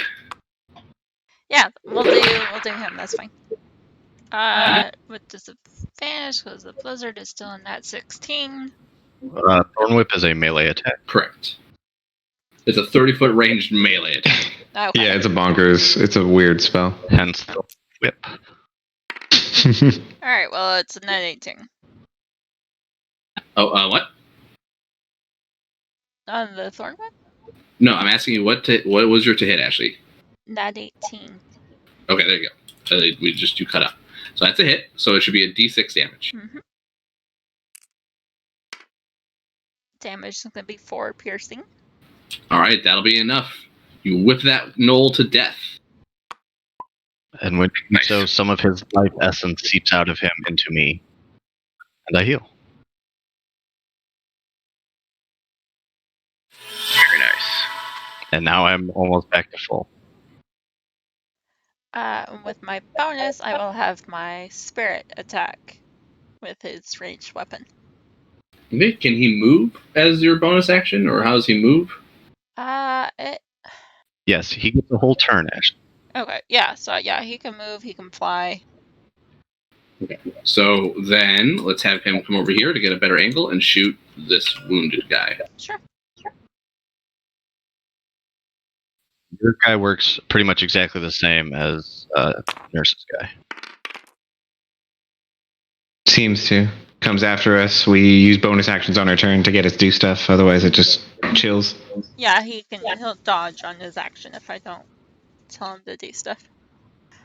So that's going to be an 11 to hit. That's a miss. All right, that's me. All right, it's Hooker followed by Mez. All right. I'm gonna. Let's see. Yeah, I'm just gonna throw up the guy in front of me, or try to. Hasn't worked so far.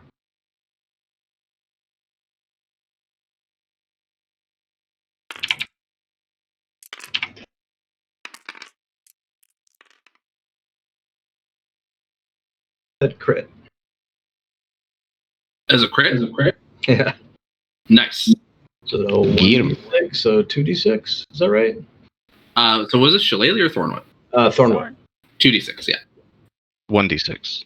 Well, crit 2d6. Right. All right. 5 Thornwhip. Oh wait, is there bonus on that? No. 5 Thornwhip damage. All right, this is the guy closest to you?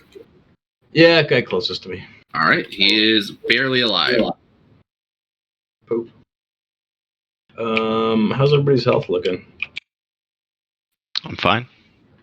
Fine. Mhm. I'm 13 out of 24.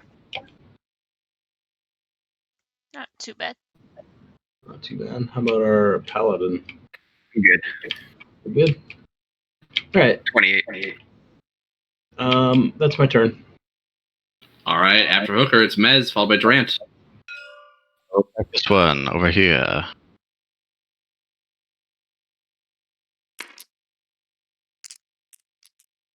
Hey, it's a nat 16 for over 20. Sorry, I moved my hex as well. That's much better. That is 17 damage. On to which guy? That one right there. 17. Oh, he is dead. That's more like it. And I turn to that guy who's almost dead. And that's my turn. All right, Mez strikes down a knoll. It is now Durant.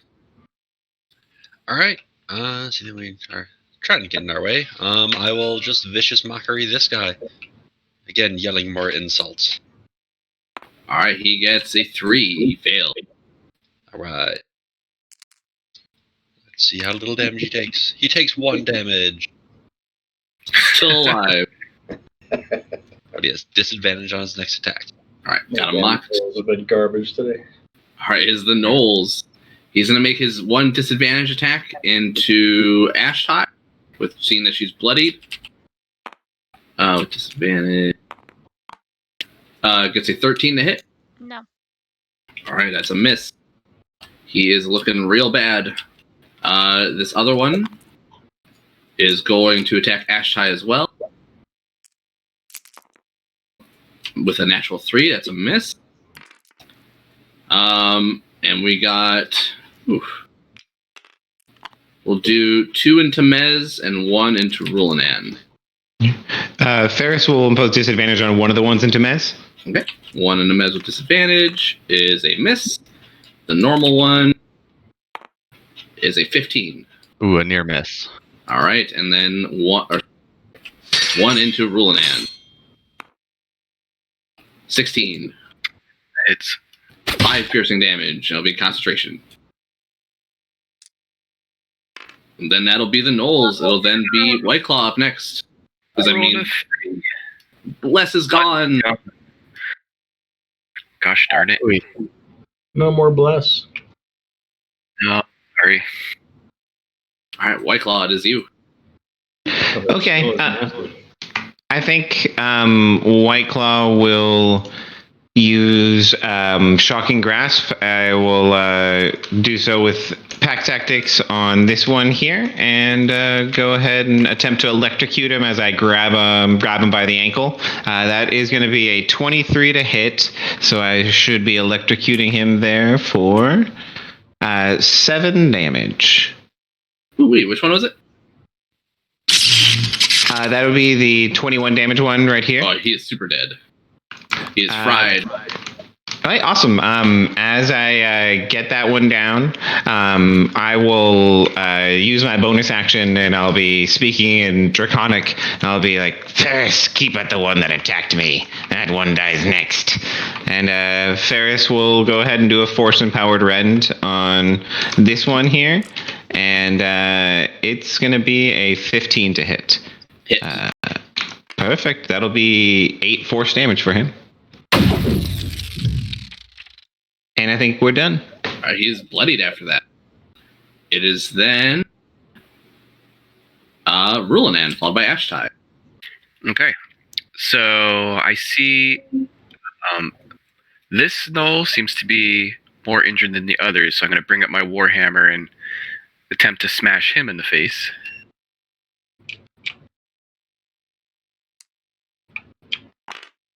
There we go. 21. It hits. Rolled a 1 on damage, so 4. That nearly kills him. Man. Oh, actually, this is. I'm not sure if this would work. So I have Shield Master feat, and I can push him after I attack. If I push him out of that square, does that provoke an attack of opportunity? No, it does not. But as part of that same feat, you can knock them prone. And the way that works is you can declare your attack. You can declare your action that you're attacking. And then you can knock them prone first, or attempt to, and then attack them. Ooh. Okay, but I go ahead and try to knock him prone? Yes. Okay. That's an athletics from you versus either his athletics or acrobatics. He gets Ooh. He gets a 16. 22. All right, you knock him prone.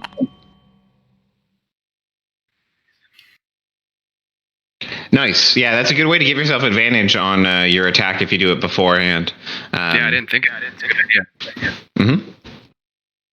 All right, after Rulanan, it'll be Ashtai. I think she is in the bathroom. I will make a roll for her. She will Thorn Whip. She'll step forward. Thorn Whip. The prone guy.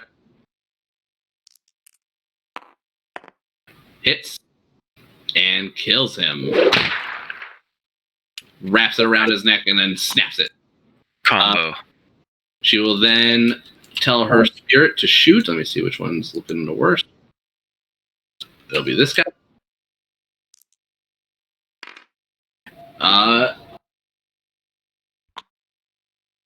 He gets a miss. He gets a 14. All right. Oh, wait. I didn't even roll disadvantage, but still. It is then Hooker's turn.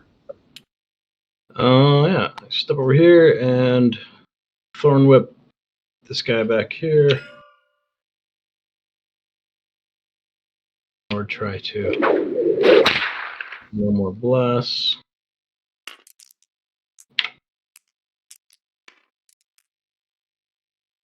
Miss. All right.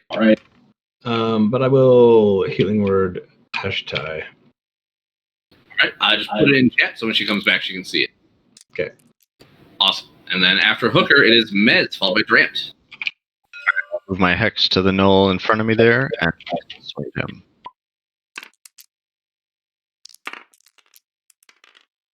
No bless, but still hit. Nat 15, so 21. Yep.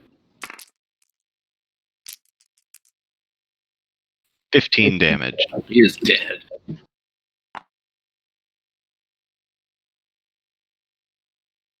And then I just turn to the next one. And that's me. Very nice. Mez is then Durant. Oh, sorry. Right. 3 left. I forgot that hex was gone. It still kills him. Excellent. I will vicious mockery this guy.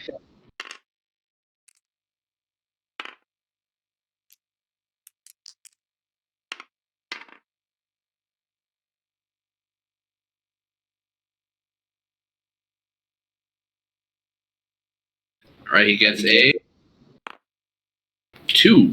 Man, they're rolling like garbage against your stuff. Yeah, he takes 4 damage.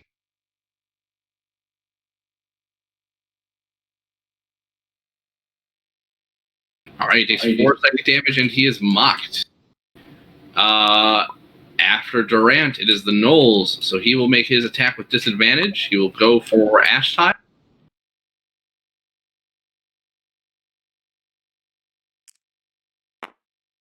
You got a 13 to hit. That's a miss, I believe. The other one,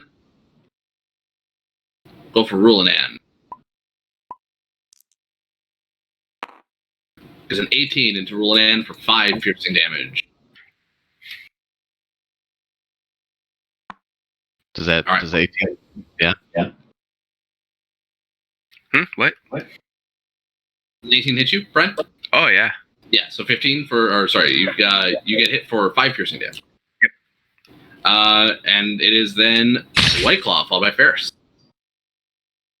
Alrighty, so I'll just be finishing up my little banter with Mez, just like shaking my head at that knoll that had the audacity to attack me, and then I'm going to go ahead and shocking grasp this fella from behind with pack tactics. That should be an 18 to hit, and I'll just give him a clean, minimum. That'll be 1 damage electrocute, and that'll be it for me. Of course, bonus action command Ferris to give him the business. All right, it's Ferris. Ferris is going to probably miss. I think a 14 is just shy. Barely a miss, yep. Okay, I think that's it for us. All right, you fry the knoll a little bit, get his hair standing on end. It is then Rulanan, followed by Ashtai.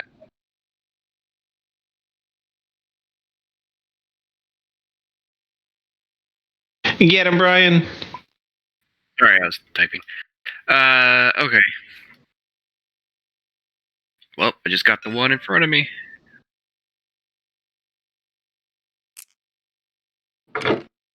Son of a bitch. Nope. Rolled a 2. Oof. All right, it is then Ashtai, followed by her spirit. Alright, I'm gonna thorn whip the one next to me. Crit.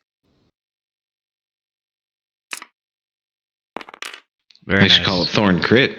So that's gonna be 4 piercing damage. And then All right. my spirit will shoot the one in front of Brian.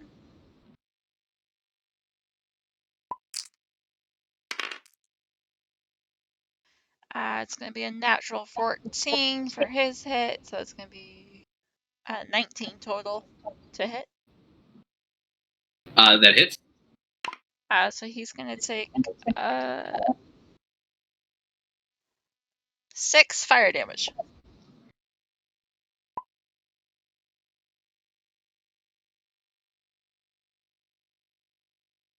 There is a kitten on Sean's computer who's getting down. Sorry. How much damage? 6 fire damage. Into the same one? The one in front of Brian. Yeah, we'll do the same one. Too late. All right. It is Hooker, followed by Mez.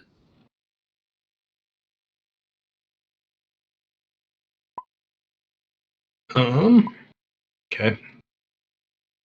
Yeah, I'll Thorn Whip the one in front of Ashtai. Come on, you whip. Whip harder.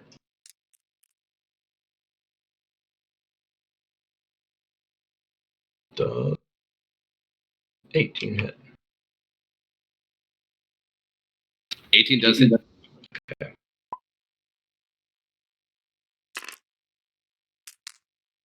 He takes 4 more damage.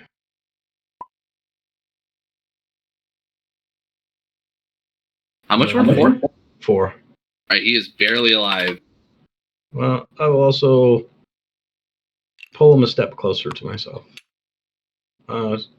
10 feet, right? Yeah, up to 10 feet, yeah. You're right next to me now.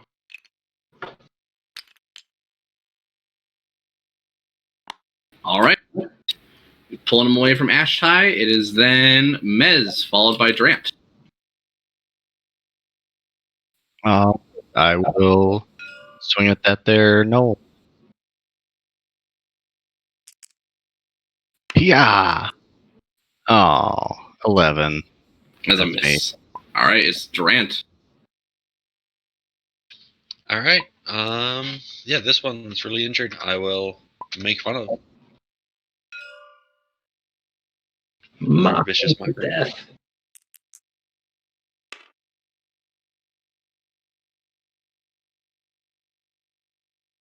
All right, that save is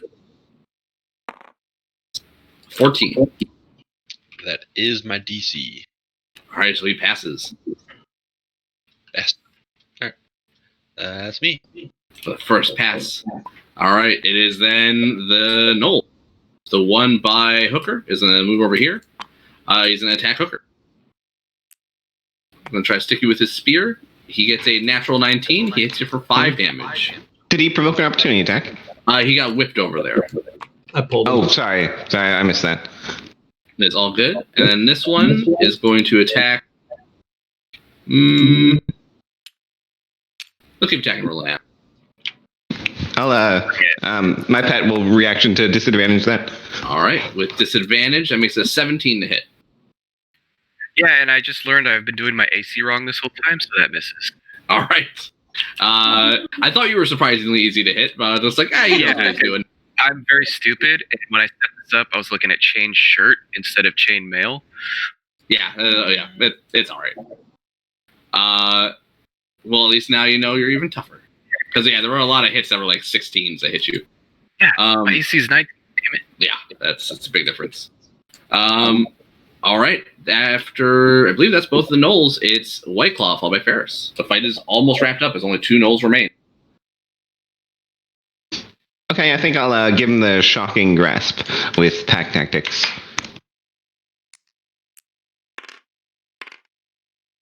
Should be a hit with an 18. Yes. That'll be 6 lightning damage for him, and then I'll command my pet to hit him. He's going to get a natural 1. That'll be it for us. Oof, sorry. Hiccup. How much damage was your shocking grasp? Just 6. 6? Okay, that's actually very close to killing him. He's very low. And after Ferris, it will be, so it's Rulanan, followed by Ashton. Okay. Wait, is it my turn? Yep. Okay, I am going to attack this one, and I'm going to attempt to knock him prone first. Okay, so it's an athletics from you.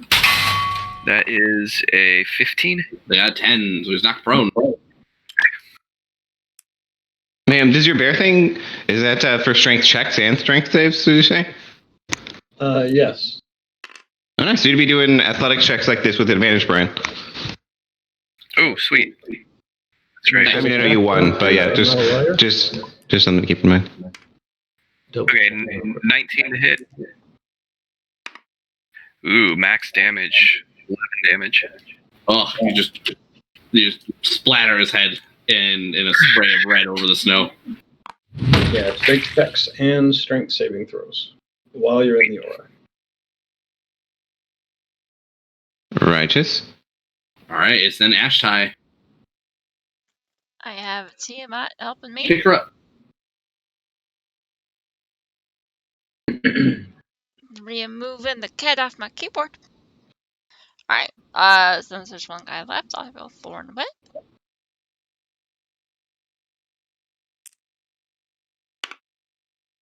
It's gonna be a 16 to hit. That hits.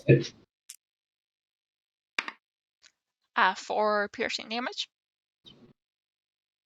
That'll kill him. Yay. So he gets whipped over there. He gets whipped back. And dies. All right. You find no real valuables on the knolls other than arrows and mundane weapons. It looks like they have been starving and were extremely desperate. You don't even find a single ration among them. Oh, I'm sorry, Sean. I'm not sure if you mentioned. Are we doing milestone or a normal XP for this one? This will be milestone. Gotcha. That'll be easy. So with the blizzard still howling around us, and there being no gold on these things, you would see White Claw be in a very sour mood, and I'd say, Let's just get going. These stupid things. Worthless. Didn't even have the decency to have any loot. I agree. We should continue. Agree. So let's try to get out of this blizzard. Make our way to town. Anyone in dire need of help? I think we're okay. You would also see that my Mez's face looks a mess. Not only is it bloody, it appears to be smeared with something. I think you may have some snow on your face, buddy. What? No, that's... Oh, I guess the jig is up then. I kind of smear my face with my sleeve, and you would all see that I'm actually a draft. I say, I apologize for the deception, but there's people that might be after me. I might have pissed off someone very powerful down south. Oh, I didn't know there were purple elves. Purple? is that not the color of They always describe them as gray. I don't know. Gray. No, Nurse is right though. Some of their art does show them as like a very almost purple color. So it's just a bunch of different art. So yeah, they're all over the place. It's a scale. Yeah. Sorry if I envisioned it not your way. But otherwise, I didn't know they made your kind of elf. Well, is your name actually Mez? No, it's Zinzani. Zinzani. Nice. You fight well, Zinzani. Thank you. That was a fair display. I usually perform much better when not inhibited as such. Now and I will come be here. keeping You up. must be starving, and I give you another good berry. Thank you. I will eat that. Top me off. And I will be keeping up the ruse whenever we enter town, just to be safe. Not the You got it, Mez. Hopefully you won't have to do it for very long.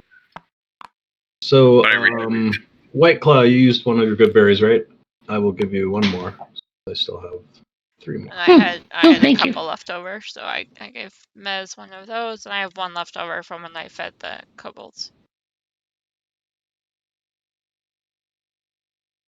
awesome. So as we get that all settled, I'd urge us to get going to Bryn Shander and get out of the blizzard. Yeah. Sounds good. Alright, shall I lead the way? Follow me, little Continue. ones! I call you all little ones. They're not playing the bagpipe as we go along, so it's fine. All right, I'm getting the map set up in just one moment. You guys will be arriving at Bryn Shander about an hour after night has fallen, so 3.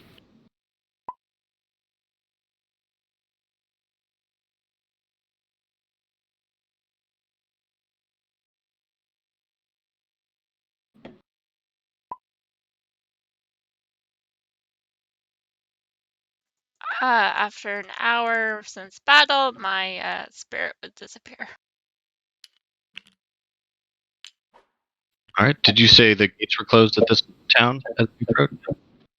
Yes, it is past nightfall, and you know most of the largest towns will have their gates closed to most travelers.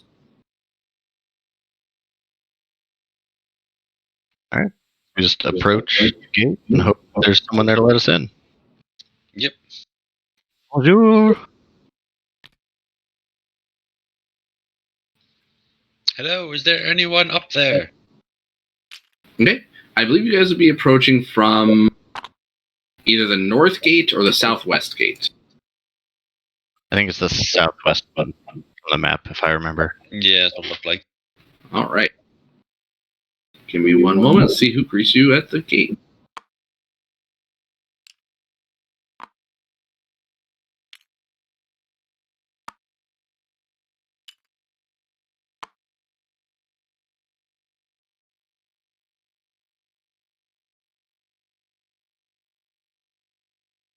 Also, I took 42 damage in that fight, just so everyone knows. Whoa. Jesus. Yeah, I think the second round of combat was pretty intense for you and Brian. 42 damage plus an attack. Hmm. Plus what? Plus 1 attack while at. Yeah, that's right. The snow Cancer. concentration thing was unexpected. Having the sanctuary on the 2 people around you and you being downed was a really funny situation. Just the hyena looking around ravenously like, who am I gonna bite? Ah! So bad. In my After I- head, it's just, myself. don't kill me. Unconscious by the ground bleeding. Well, all right. Oh man. Sorry.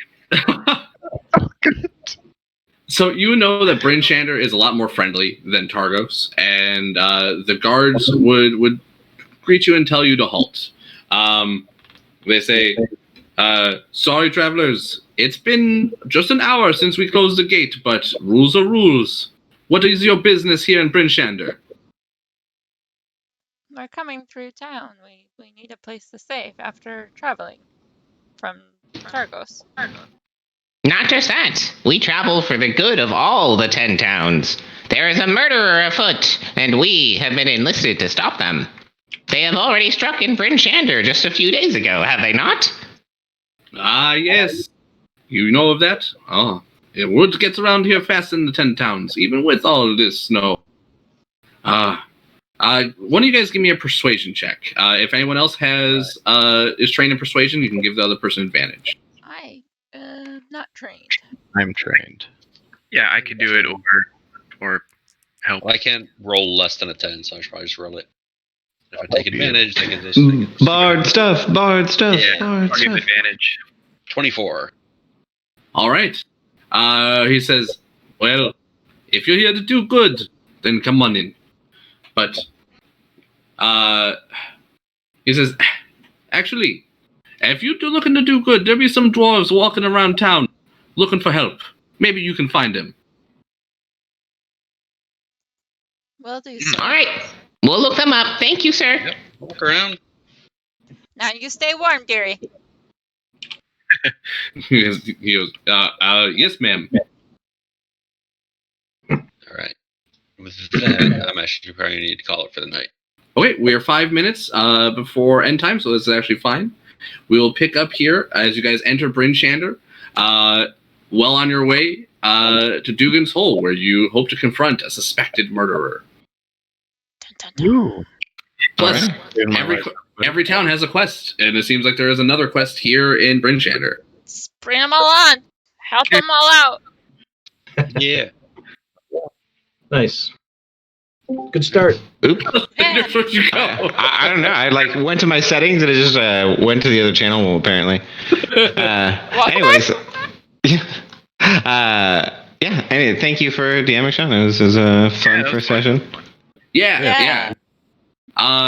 So now I understand where your group is. I am happy to see that you guys haven't gone like crazy min-max. So I will not really have to upscale fights really for you guys. I can just kind of leave it as it is for the book. It's gonna be good. There's a lot. This is probably one of the like. I felt like this fucking campaign had the most stuff to do just right up front. Just like so much shit to do. I noticed. Yeah. Sandboxy. They have a lot of good material for you to get lost in here, and they basically provided a lot of that material in Descent into Avernus, but provided no reason to stay in Boulder's Gate. So it was just like a real head scratcher. But now there's actually a reason to do it, and in this kind of milestone setting, I think they like more or less want you to knock off a good number of quests here in the 10 towns before we really get too far out there. Yeah, and if you guys do prefer XP, it's really whatever you guys prefer. So we can always swap to that instead. You guys like? I think the milestone's fine. That's fine. Yeah, especially because you don't have to keep track. Yeah, especially if you want to keep it scaled relative to the model or the module. I mean, I think milestone is just fine. We'll just kind of need to know to throttle the brakes once we start. Because we don't need to do all of the quests in all the 10 towns, even though that might be the inclination of some of the good folk. The greedy White Claw will be trying to drive us towards the the more progressive stuff. Get it moving along before too long. So Well, and like the profitable stuff too. Like some stuff is way more profitable than others. A lot of these are like kindness of your heart, and people are like, eh. Oh yeah, and meta knowledge. I know that there's a spot here that has some really amazing stuff for my class, but hopefully we end up there. Oh. There, guys. Okay. Yeah. They We'll just talk really- about that next time. I forgot about the telepathic call. So some of you. Oh yeah, that would be for telepathic Ashley, right? Yeah, I am telepathic, Ashley. yes. Yeah, so Oh, for Spoon, you. you and Ashley would have be hearing a call periodically telepathically. You can feel it actually kind of drawing you to the southern mountains. What languages do you both speak? Common, Elvish, and Orc. Okay. Common, Quarry, Druidic, and Elvish. Okay. It would be in a language you don't understand. Neither of you. And that's something you guys can talk about. Is you guys might not know that each other you've both been hearing the same call. So the next time on D&D. Yeah, I figure that except I can always comprehend languages. So Very cool. Ooh, very fancy. That's awesome. Well, very cool. Yeah. Next time on D&D. See you, Spoon. Great job.